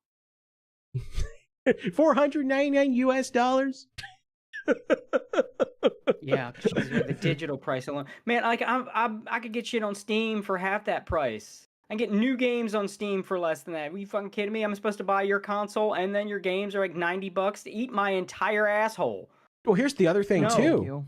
Here's the other thing too, is that the little cards that you get, those just have a license on them. It doesn't even have the actual game on them. Now, supposedly, Actually, not all of them are going to be like right. that. I was Some about to of say, them are gonna be supposedly different. some of them are going to have the game on them. But like even selling just like the license on an empty card is very scummy. It's super scummy. Why not just make it? So much about this is scuzzy as fuck. It is. It's like I don't. It's like Nintendo just decided they're just like, yeah, we just want to make infinite money, and we don't care how many people get pissed off about that. I mean, because I guess they just know people are just going to buy it, and that's the sad part. Is people are going to buy it. People are going to buy the $80 games. They're going to just say, whatever. We're mad now. We're going to shout. We're going to scream. We're going to stomp our feet, and then we're just going to say, yes, sir. May I have another? Mm-hmm. They're going to wear the Labo armor. They're going to wear it. I remember when that shit came out. They're going to do it. They're Nintendo's going to IPs. I love their IP, especially Kirby. I am a Kirby They're gonna lover. buy that Oblivion horse armor. Yeah, but I ain't touching no Switch 2 until they make some changes. Fuck that and fuck them. Well, that's the thing. I did not buy a Switch. I thought about it, and then Nintendo did a bunch of skeezy stuff, like taking down all the emulators. And I'm like, well, fuck that. I'm not going to buy a Switch. I'm not going to support that. And I was thinking, I was like, you know, never owned one? Never. I have never owned a Switch. Wow. It's like my principled stand was, I was like, no, I'm not going to buy a Switch. They're not quite Sony bad. Like, I will never buy another Sony product. I will never, like, anything. PlayStation, TV, I don't give a fuck. Sony is a fucking evil ass company. They straight killed Michael Jackson. I never given them a dime of my fucking money. Like, so Nintendo, I don't think, until recently, has never really done anything where I'd put them in that camp. But like, I'll still buy a Kirby plush. I'll buy a Kirby merch, but I ain't buying no motherfucking Switch, and I ain't buying no motherfucking, Switch 2, and I ain't buying no motherfucking Switch 2 games until you change some fucking policies. Yeah, they might, we saw other companies respond. Whether Nintendo will, I don't know. Tip in the chat says, Kirby, Breath of the Wild, Mario Party, and Mario Kart World are $80. Everything else appears to be $70. Well, I guess I guess maybe they're like first party titles are 80 and then everything else is 70. I guess. It doesn't make it right. Yeah, it doesn't make it right. It's still establishing the precedent of $80 games. I ain't gonna do it. I don't think anyone else should. And you're gonna have the Nintendo shills that'll do it, but I think they're gonna find Switch sales are gonna be rocky and it's not gonna be quite as good as the Switch 1. And it's the question is, will they understand why and course correct, or will they? Because Nintendo could go either way. They have course corrected things in the past, or they could dig their heels in, say no, this is the way. It's totally gonna work, and then exactly. So, right, Ryobe for $10 Canadian says, at least it's not as bad as a restaurant in China tried to patent and sue people over a popular dish, Yangzhou fried rice. LOL, that dish is literally everywhere. Yeah. Ryobe for $2 Canadian says, it's sad too because Duskblood looks good, but dang pricey. And then Magma Fox chimed in for $10, said, from Eurogamer, the Switch 2 will have a worse battery than any of the previous versions, 2 to 6 hours. The Switch OLED had 4.5 to 9 hours. Holy crap. 2 to 6 hours? Eat my whole ass! 2 to 6 hour battery life? It depends on the game you're playing too. I have a Steam Deck. I don't need you in my life with that shit. This is why PC gamers are so fucking smug. This is why. Because consoles pull this shit. This is the reason. So I'm right there smiling with Gabe, sitting in his chair, lounging with his big old Santa beard, just looking like, and he didn't do nothing. He didn't have to touch anything. Yeah, just let the machine work properly. Don't mess with it. He ain't messing, and I ain't complaining. Occasionally tastes Half-Life 3. Yeah, right. He can release Half-Life 3, and that's gonna be like, now, like he that's like perfection, like the one thing that people could criticize you for. You have just done away with that one criticism they had. Now what? Smile and say thank you, Santa. Thank you, computer Santa. It's going to be a sad day when Gabe Please, leaves sir, us. Can I have some more? Yeah, so Gabe better know what he's doing when it comes to his retirement, because if whoever takes over Steam don't have his mindset, his like very consumer first mindset, we're kind of fucked, because the hold Steam has. First person to fully digitize their personality, Cyberpunk 2077 style, and then he's just gonna be the Steam platform. That would be fine. I'd be fine with that. If AI Gabe is like now in control of Steam forevermore, good. That's what we need. We're okay with this. Yeah, people are pointing the good Shodan.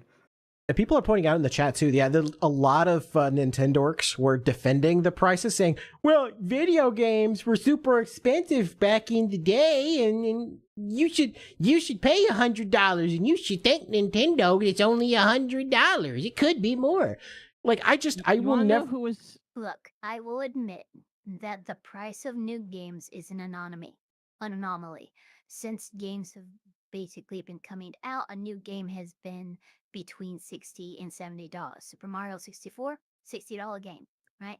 So it is impressive that games have managed to remain somewhat inflation proof, but this is not the time to make that stand or point that out. This is a disgusting cash grab.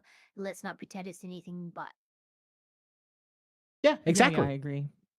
I just found it funny that the quartering came out and said you don't need the new console, and I'm just like, I don't need your coffee either, bitch. Yeah, right.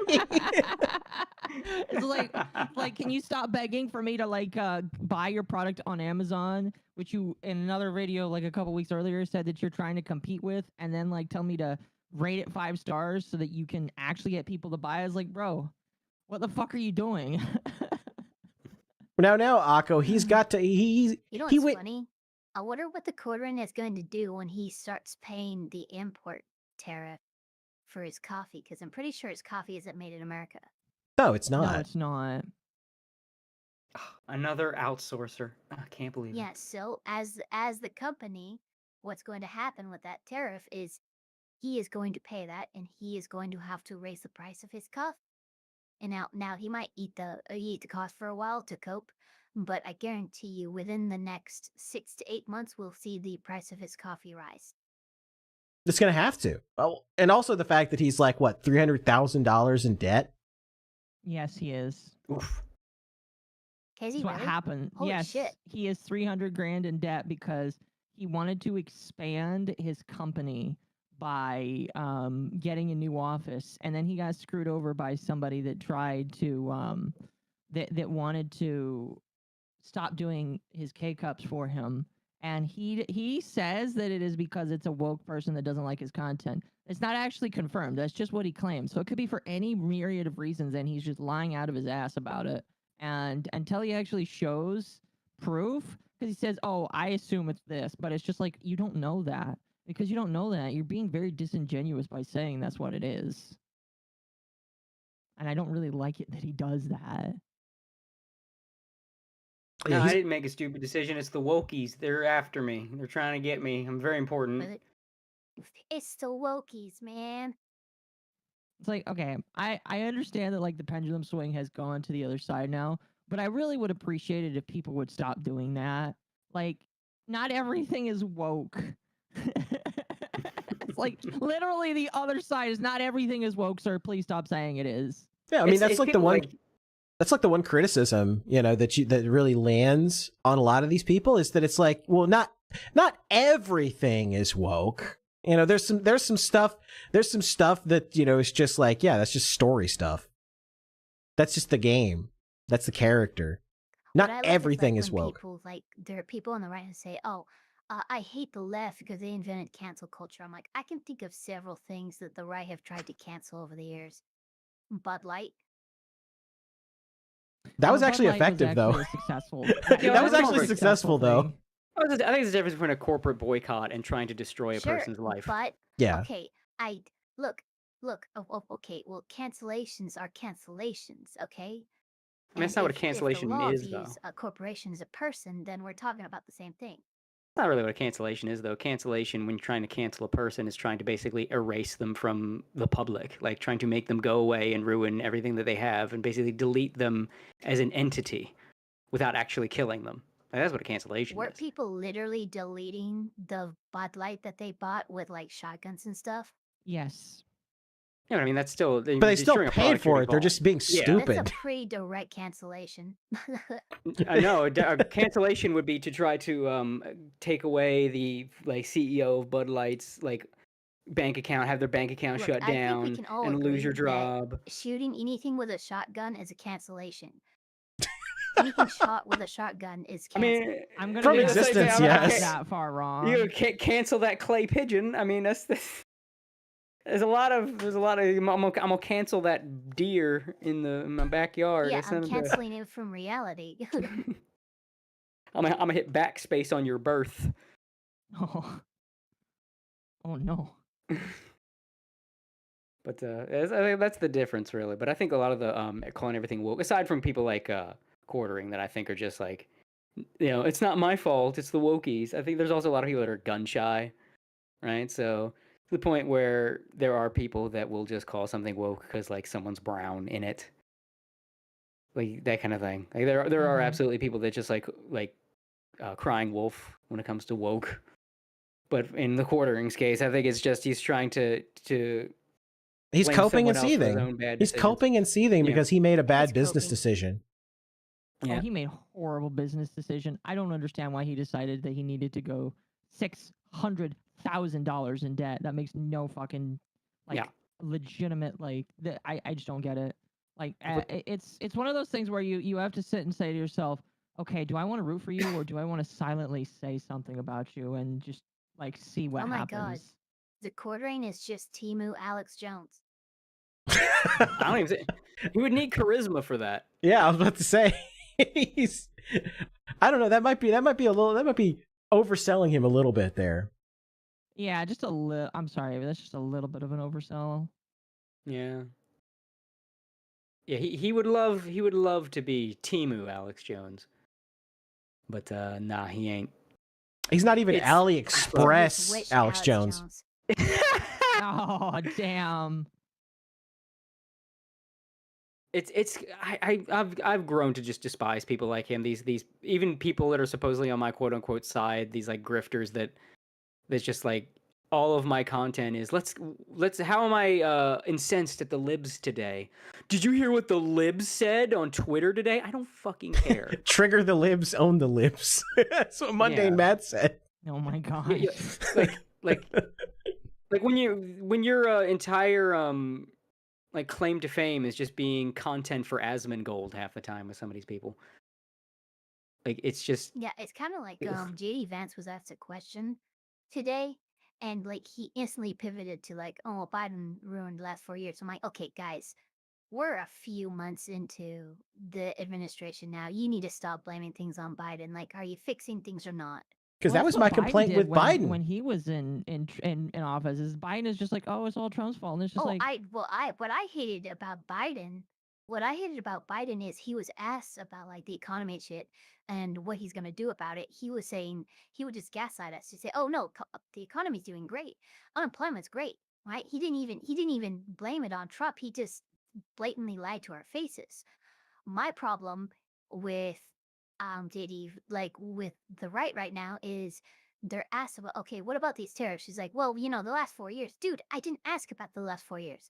I asked about right these now. tariffs that were implemented yesterday. well because the effects, the economic effects we're seeing are not because of the tariffs. It's because of the fact that the Biden sugar high has run out. And a lot of the free money that a lot of these companies were getting that were subsidizing a lot of their shit that would otherwise tank their I think- sales and business growth have run out. Respectfully, that's cope. Biden did immense damage to the economy. Like, very, very bad damage to the economy. That's But part of what that's we're part of how he seeing damaged it. And the retraction of the economy we're seeing right now is a direct result of the tariffs.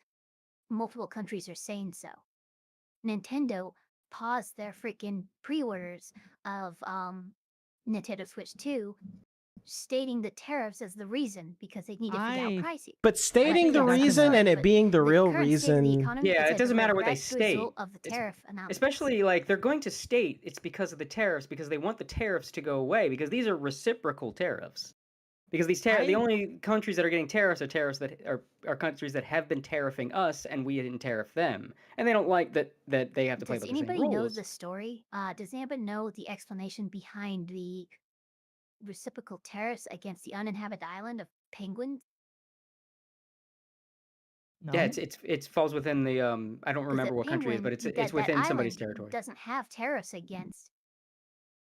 Yeah, but it specifically has tariffs against that island, which does not have tariffs against us. And also, why didn't we have any tariffs against Russia? Because tariffs definitely exist from Russia against us. I know they do.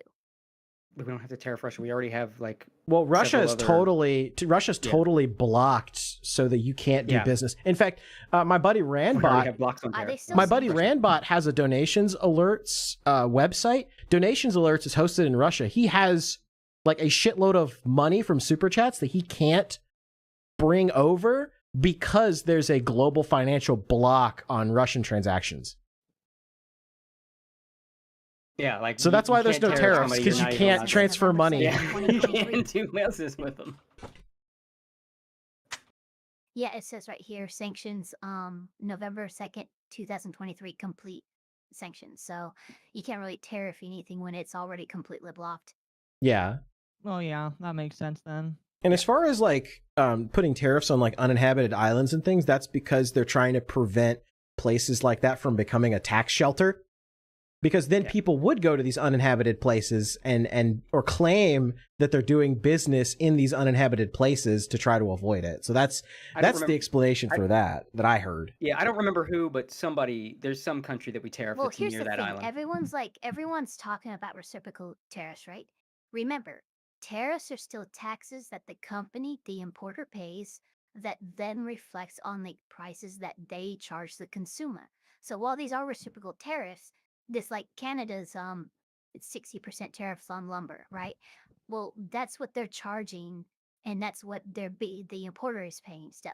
So this is all still just like whether, regardless of the country it is, it's still just passing these price raises onto the consumer. Right. So you the don't import.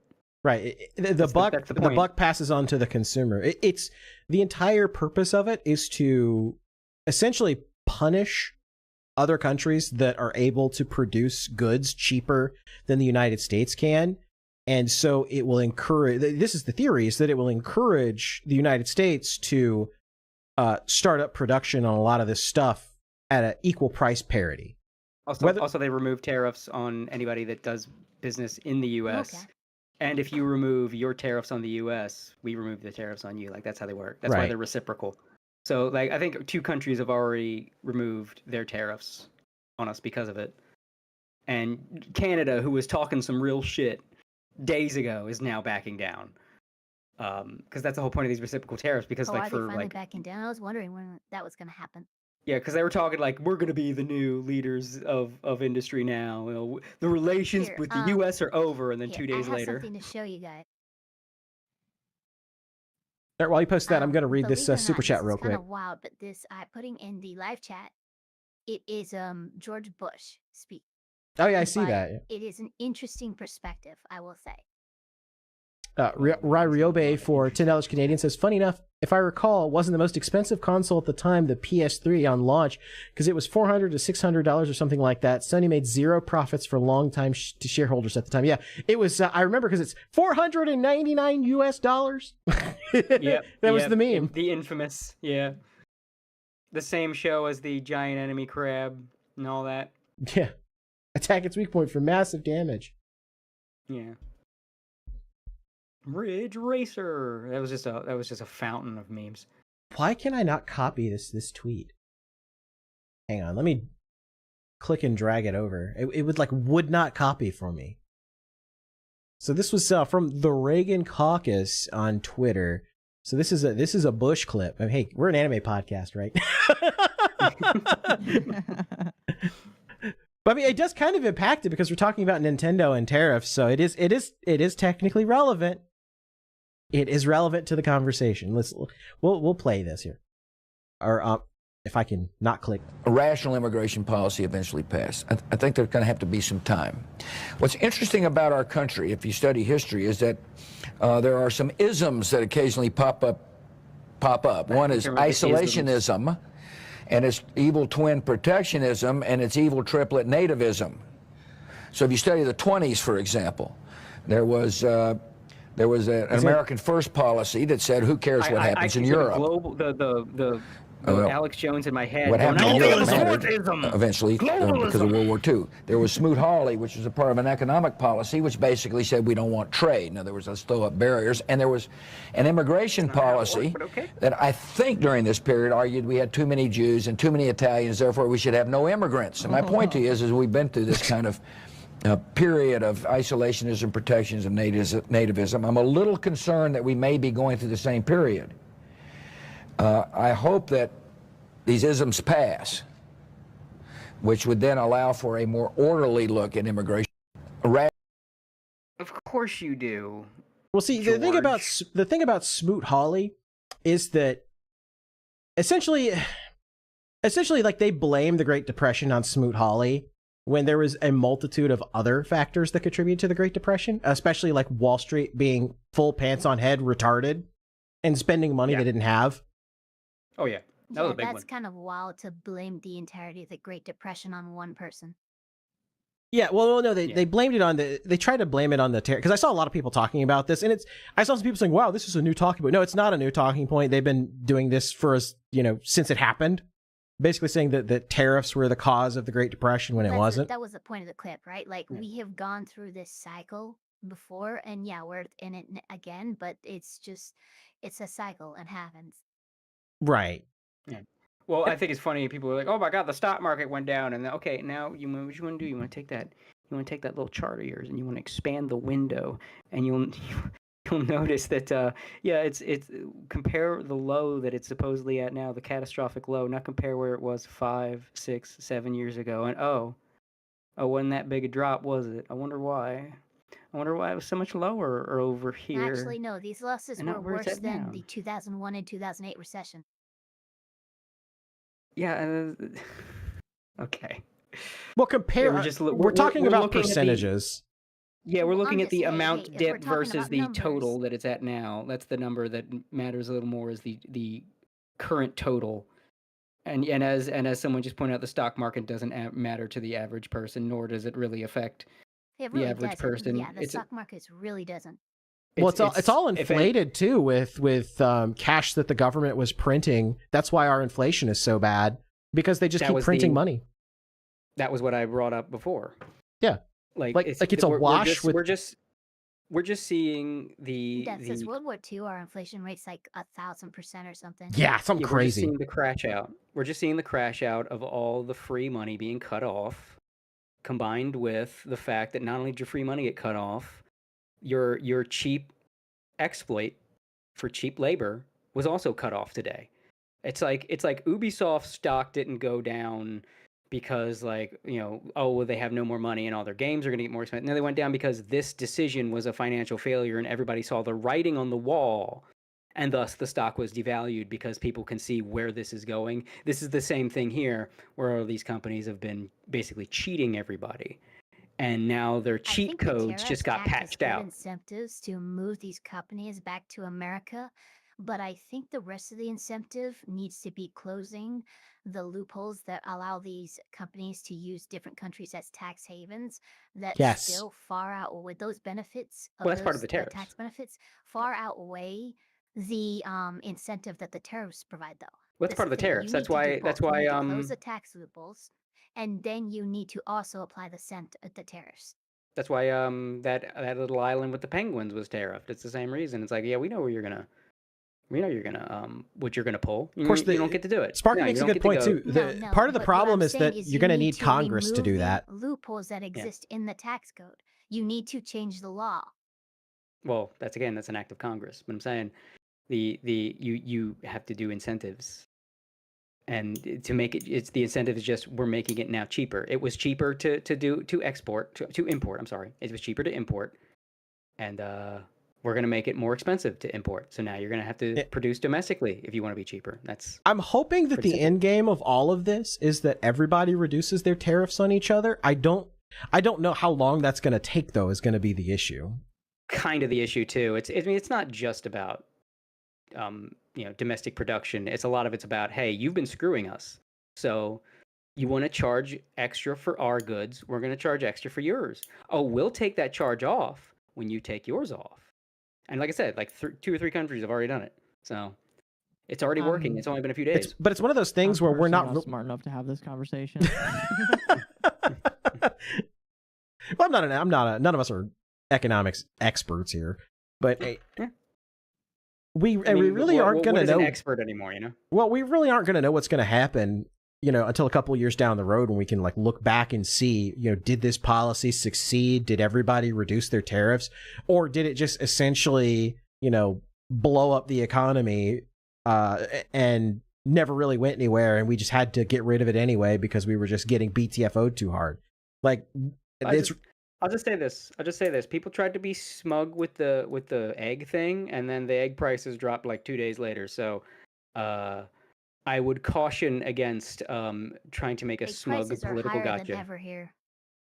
Not nationwide. You could check that shit. That is easily looked up. That shit went right down days after everybody was smug. Like, yeah, what about the eggs? What about the eggs? You said you're going to bring down the price of the eggs. How come they're so expensive? Oh. So I would caution against thinking that you have some kind of killing gotcha. Millions of birds. Egg prices have been on the rise, and it has nothing to do with tariffs or anything. It's been an entirely that is separate. But again, check the egg prices now. That's what I'm saying. The egg prices have nationwide have gone down quite a bit. I decided not to buy them because they're $12 a dozen here.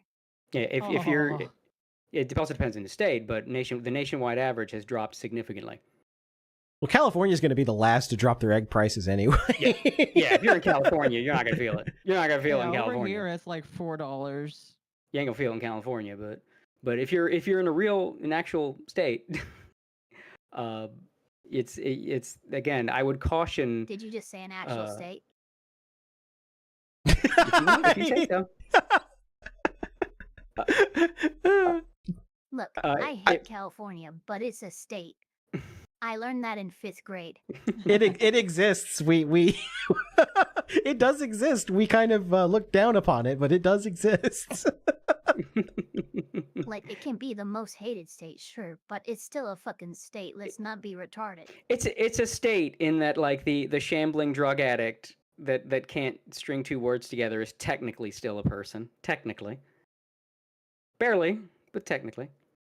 But no, like like I said, I would caution trying to make a talking point that is some kind of political gotcha, because the last time that was the eggs, and then days later that turned into a loser. So that's kind of the issue with political gotchas. Like we go back to like the Grums thing. Like, that whole thing was just literally supposed to be like a gotcha. Like, people focus too hard on trying to get that like gotcha moment where it's we talk about, Hassan in the last episode, it's like, oh, I got you. Oh, this is, I got you in this one moment. And it always ends up blowing up in their faces because it's like, yeah, things change. You know what's really funny about that video too? He thought he was cooking with the name Gunnernomicon. Oh, yeah. Yeah. It's like, the syllables match. Yeah, I'm just saying, like, the tariffs just feel like the egg prices to me. Like, if you're gonna make like, you're doing it, you're not doing the thing you're supposed to. Give it a couple days. Well, it's like I said. We're not really gonna know. We're not really gonna know if this policy is actually gonna work until a couple years down the road, when we have the Monday morning quarterback benefit of being able to look back and be like, yeah, that actually worked really well, or wow, that actually kind of sucked. That was a bad idea. I personally feel like it's probably going to work because, like I said, it's already worked for like a couple countries, including Canada. I think it's going to be 50-50. I think it's going to work in some ways, and I think it's going to fail in others. I think it's going to fail with the countries that doesn't matter, but the countries that really need those U.S. imports, they're gonna shut the fuck up. They're gonna like, okay, fine. When it starts hurting their economy, because a lot of people need us more than we need them. Like, if we start doing shit to them, they're gonna fucking back down because they can talk shit all they want because we have our own sovereignty. You barely do. You need us for so much shit. Your sovereignty is in name only. Like, you rely. The big thing is going to be increasing. The national equivalent. They're the national equivalent of the guy still living with his parents. Like, technically, you're your own person, but you're so financially dependent on your parents. If they kicked you out, you'd be homeless and addicted to drugs. Like Bo Blacks? Well, maybe not the drugs, but definitely kicked out. Well, Bo Blacks is getting sued by his parents. Yes, he is. Wait, who is? Bo Blacks. That's funny as shit. It's kind of depressing because all he had to do was just make his videos, and now he's got to put the fries in a bag. Why is he getting sued by his parents now? Because Like I don't know. I would have to listen to the Nicholas DeOrio stream segment tomorrow while I'm at work in preparation for my stream. But apparently he's just not making any money. And because he's not making any money, obviously he's not paying his parents to live in the house that they financed for him. And so he's getting foreclosed on. Apparently he found out about this when Nicholas DeOrio did. Oh my god. Which, if true, is very depressing. You know, I gotta say, I feel vindicated. I knew that dude was fucking shit. Like early on when people were sucking him off for reading tweets. I was like, there's something about someone's mannerisms where you can tell they suck and are to be avoided. And when you have a grown man that lisps like that and talks like a teenage girl and just has that cadence, like trustworthy men don't have that cadence. You know what I mean? Damn. There's just a way people talk. It's like if you see someone on TikTok that's like fat with a high voice and a lisp. Shadows is a perfect example. Yeah, just if they have, there's just a voice that like bad men have. I swear to God, it's crazy to me that real life is like a corny cartoon. Me thinking like how fiction needs to be more subtle, and you can't just name your villain Skeletor and then have him go meow, and then you look at real pieces of shit in real life, and it's like they're gangly and weird looking and have weird voices before you know anything about their personality. And it's like, we were even holding fiction to a higher standard than fucking reality. Yeah, pretty much. Like, you could tell Bo Black's, like, he was too emotional in the way he talked. He had that goofy lisp. He had a very haughty way of talking, right? No one that's that, like, I'm better than you, even when they're just, like, reading off their grocery list, reads it off like they think their grocery list is better than you. You know, that kind of tone of voice. Like, anyone that's like that, that's an insecurity that you know is hiding something deep.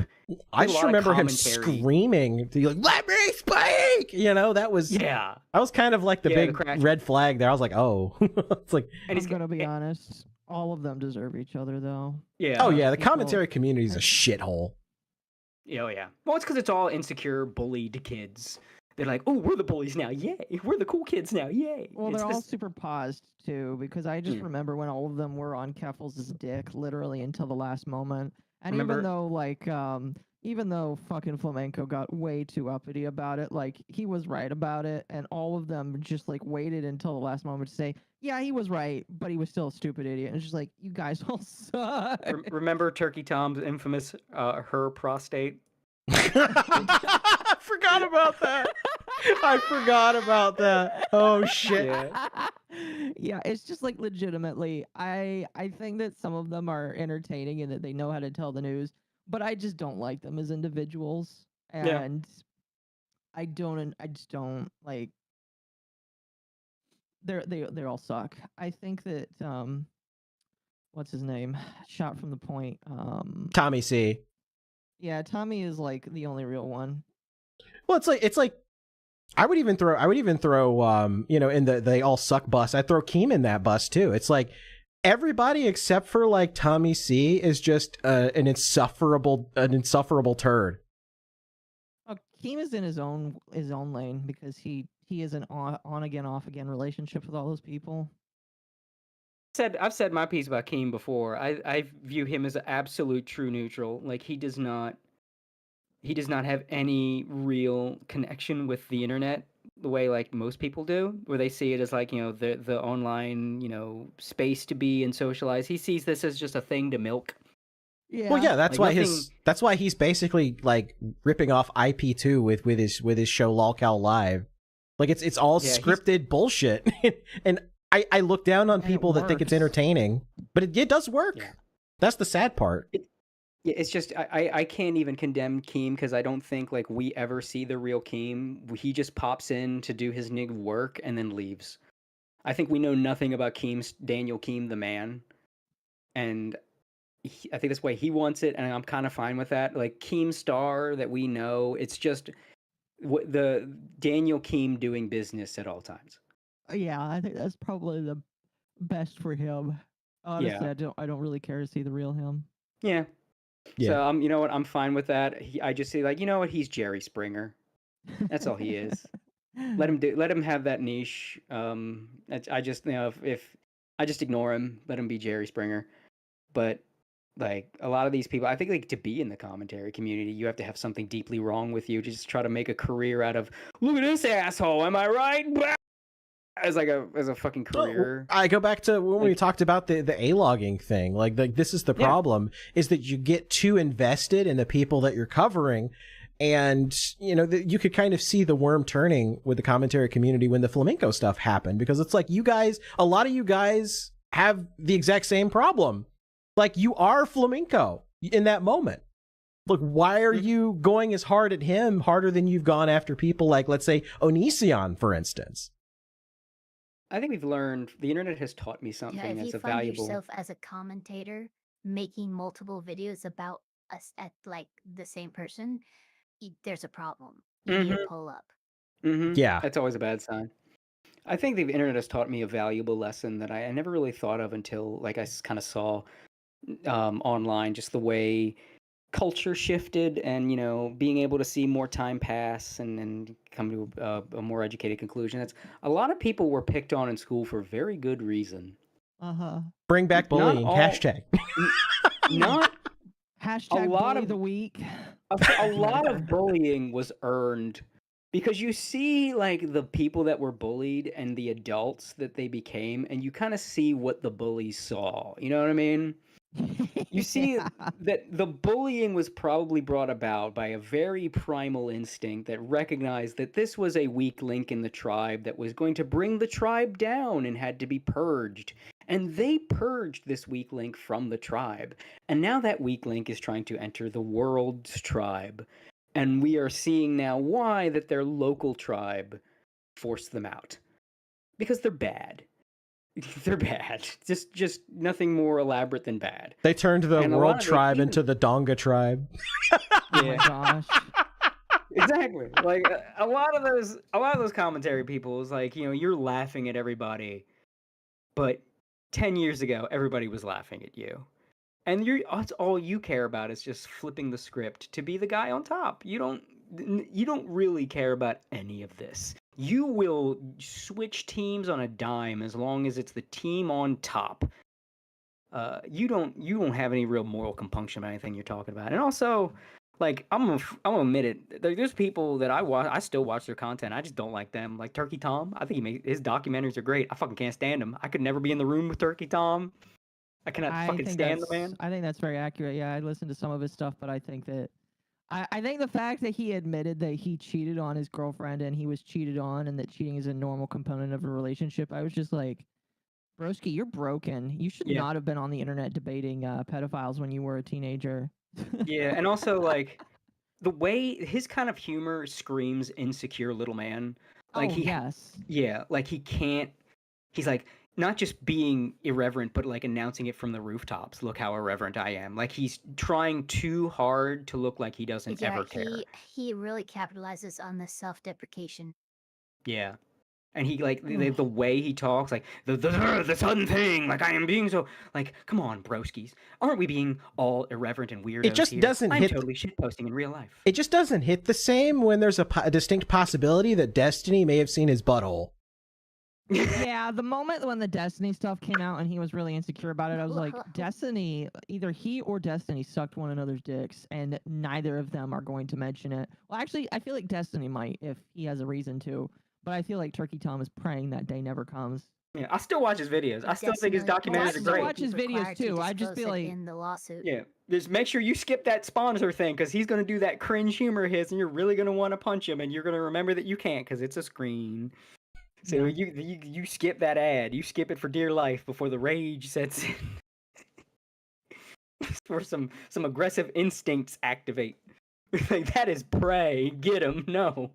Yeah, and again, it's just like I going back to, I knew that flamenco, like he definitely needed to cool down a lot, and I'm glad that he took some time to cool down. But yeah, like, to his credit, he did.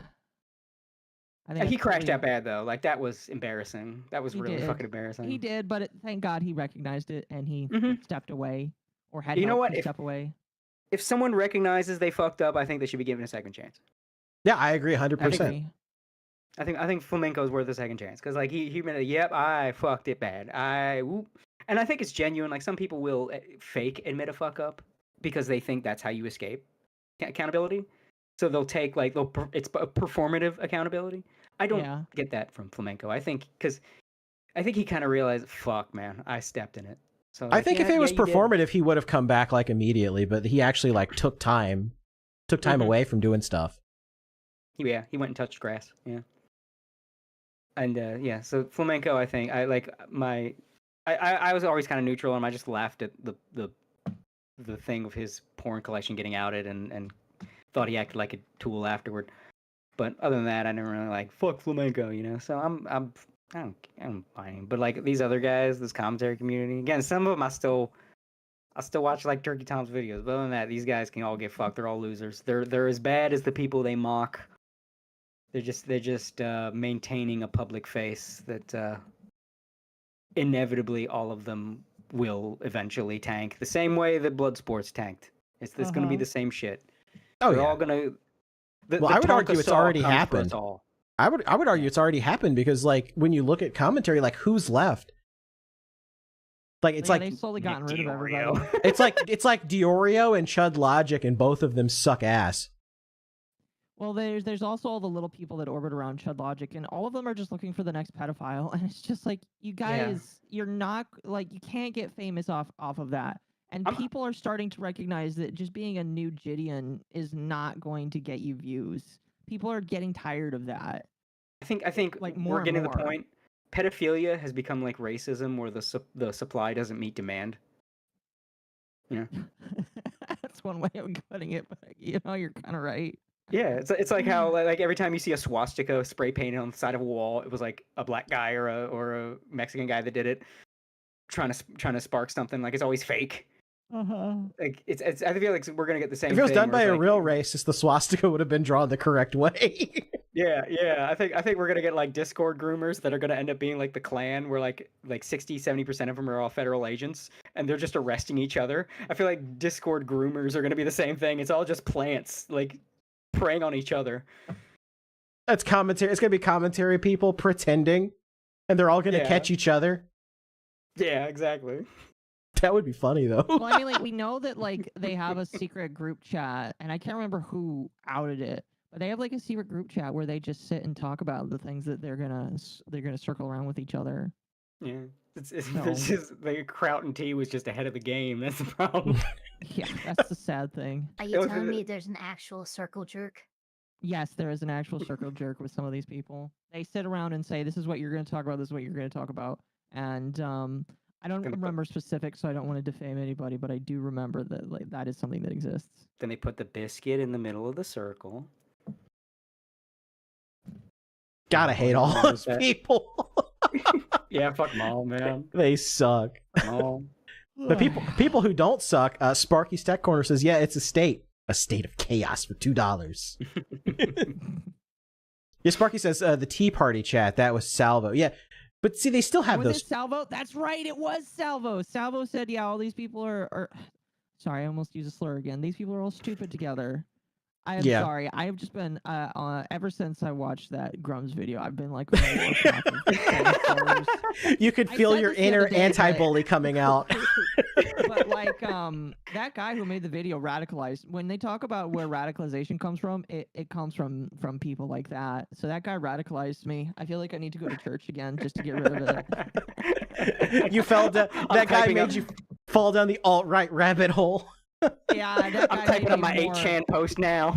That guy made me more alt-right. You know what, Jerome? You gotta go to extra church. You gotta go to the church. They built the church on top of the church. You go to the church on top of the church. Exactly. Oh, fuck. Oh, man. Oh, it's 3 a.m. Oh, shit. Oh, my God, it is. Yeah, it is. But we're wrapping up here for Rariobe for $2 Canadian says, in the words of George Carlin, the people suck. They do. Amen.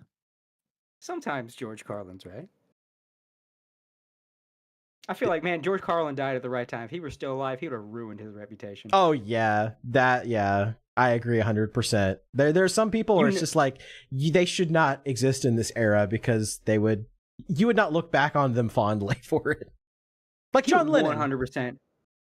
He would want. Oh, John Lennon. You can still look back and say, no, that guy sucked. Just imagine how bad he would suck today. Is it wrong that I'm glad he's dead? But like, but George Carlin would be 100% on Twitter or Blue Sky saying that he's glad that like the alt-right gets censored. 100% would be that guy. Sparky oh my god. Sparky in the chat says, Gator, you and Occo need to do a deep dive on the anti-bully. Yeah, the anti-bully question.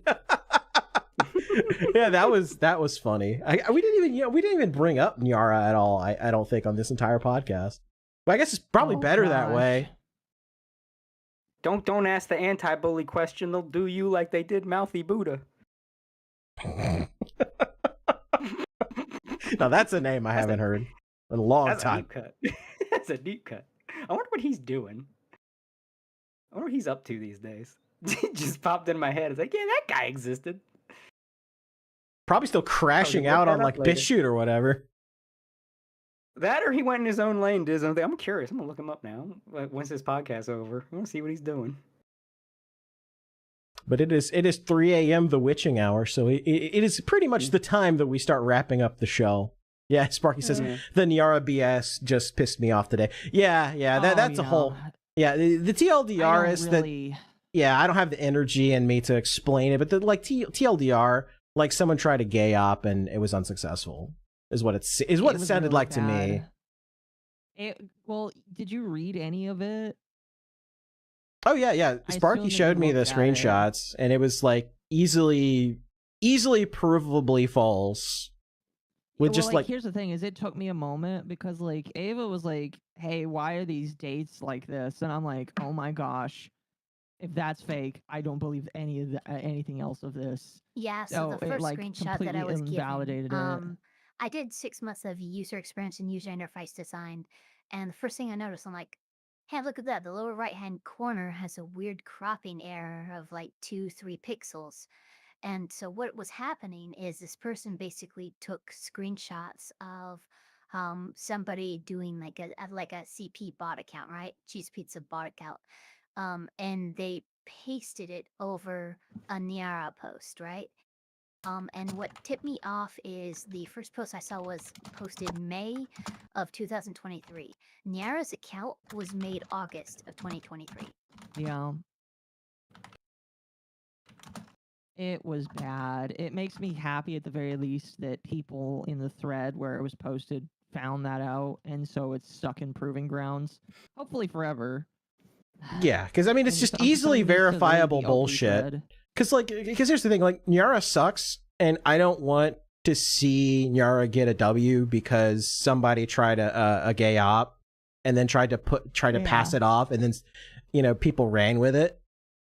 I don't want to see Nyara get a W because like what happens when people spread deliberately false information is people will take that and then they'll use it and say, oh, well, this one time people spread BS, so therefore all criticism of me is now invalid. And I don't want to see that happen. Mm-hmm. Exactly. And I'm not for seeing that happen whatsoever. So I think that like categorically, whenever I see shit like that, it's just like that you can't do this. Period. You can't do this, period. And credit, but you better be careful because you're gonna hurt your favorite website. For everybody. And like credit to the people, even though they suck. In this one instance, they did not suck, and they demanded more proof, and it was all bullshit. And they actually did the right thing. So props to them. Before we go, I just want to say that, well, it's not the day anymore because we've transitioned because we've been going on for a while. But yesterday was a holiday. Phrasing. It was the day, 12 years ago, Garfield was first posted to the internet. Garfield. And changed many people's sense of humor forever. So yesterday was Garfield Day. So thank you, Garfield. And thank you, Fist of the Borf Star, that was born from that. I don't know how many of you are familiar with Fist of the Borf Star, but it's incredible, and I recommend that everybody go watch it.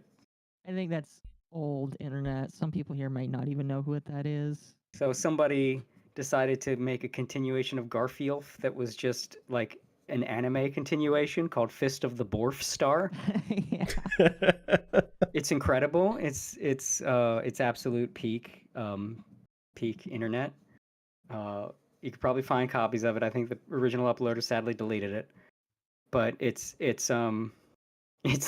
fucking, it really is. If Garfield was Fist of the North Star. It is one of the greatest shitposts of all time. It just sounds funny to say, Garfield. Yeah. Come on, John, show me who you are. It's like Tails got trolled. It will live on forever in infamy. Yes. Oh man. It's in that sort of same realm of Tails got trolled and that sort of deep troll kind of shitpost, old school shit. It's beautiful. All right, well, we hit all the topics we were going to talk about, so I think, and again, it is the witching hour, so I think it's a perfect time to wrap up. We will be back next week. We're doing 3 episodes of Anime Boomers back to back to back, because in asking the guests I wanted on, it just kind of worked out that way. Actually, Occo wasn't originally going to be on tonight because Occo and Evo were going to do a thing, and then then the thing got canceled, so here they are. Yeah, and then you asked Ava. And then I was like, wait a second. I canceled for that reason.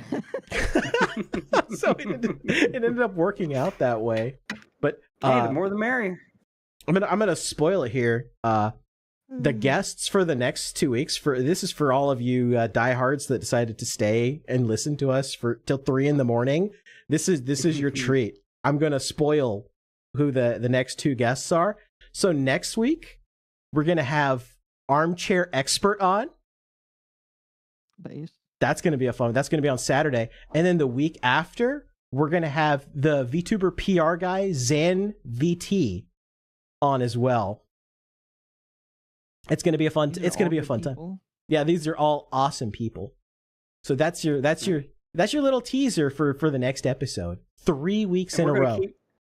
We're going to keep focusing on VTubers on the Anime Boomers podcast until anime starts getting worth fucking watching again. Yeah.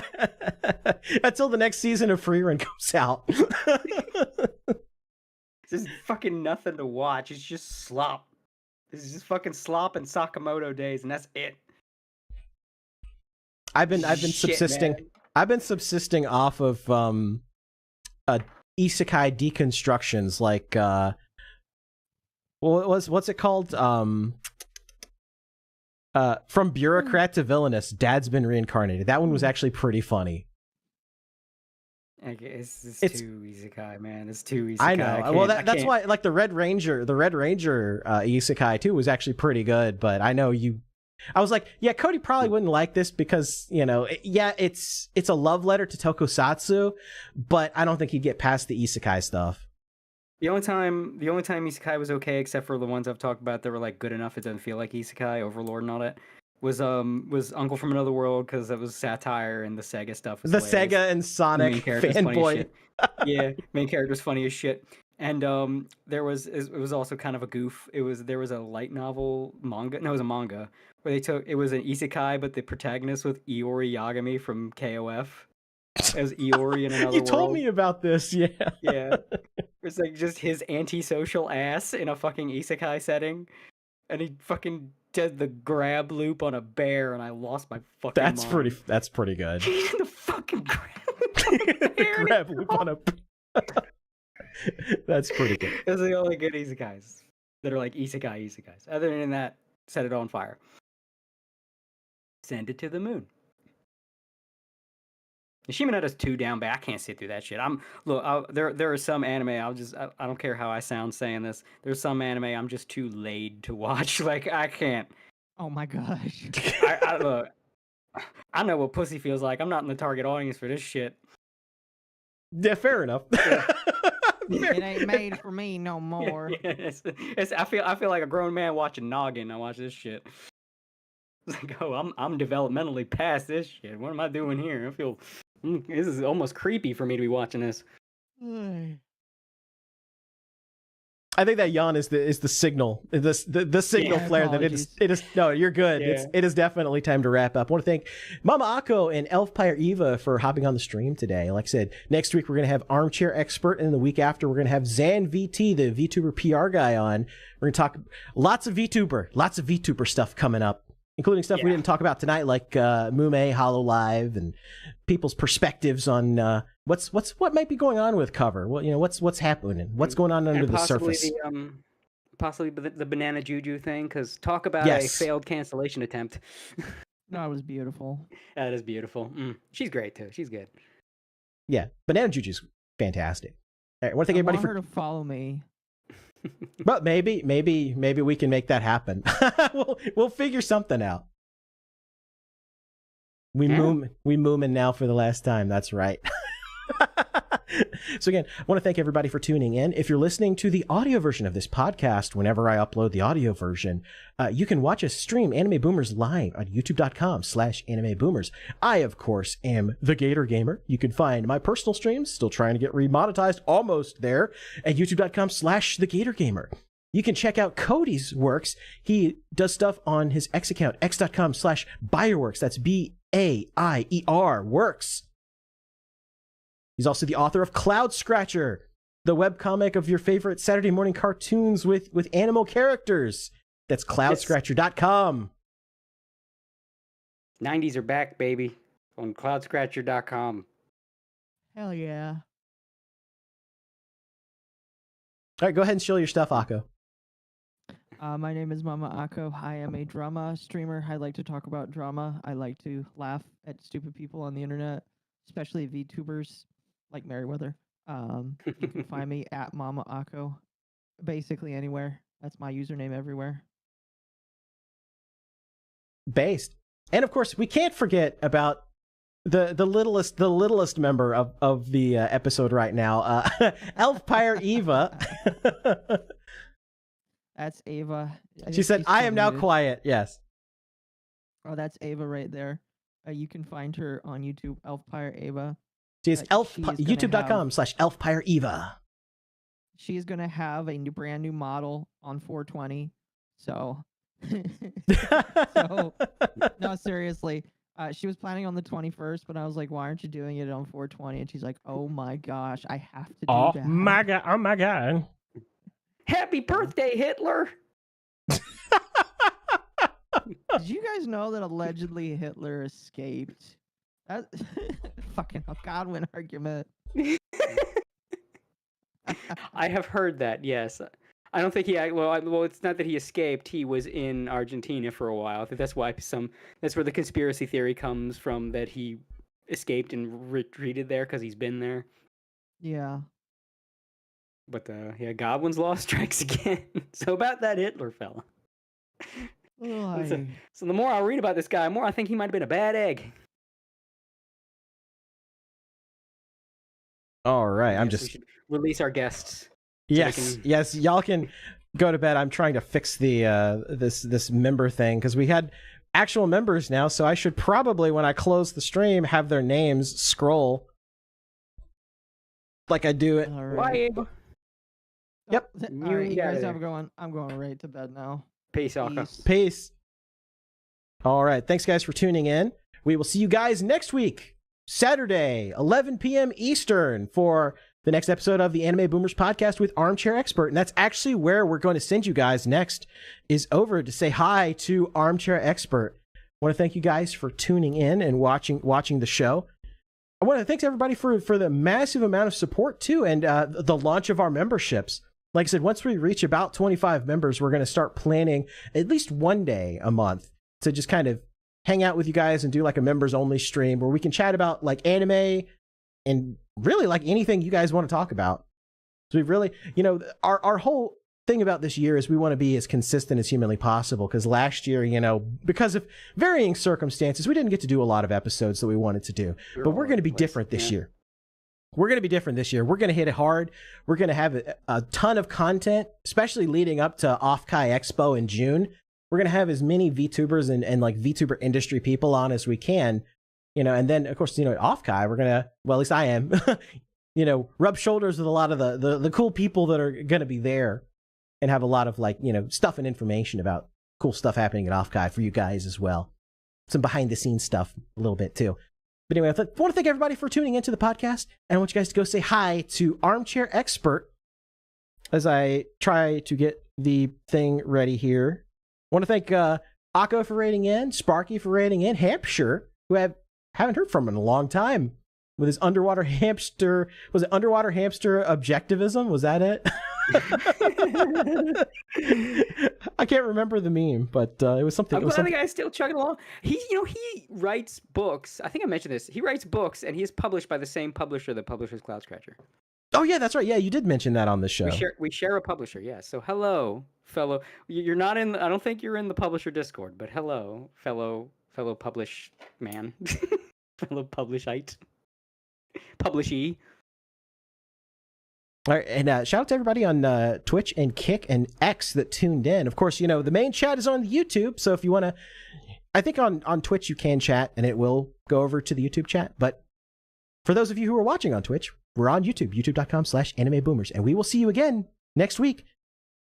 Same bat time, same bat channel, different bat day, because it'll be on a Saturday, not a Friday night. All right, we'll see you guys next time. Peace.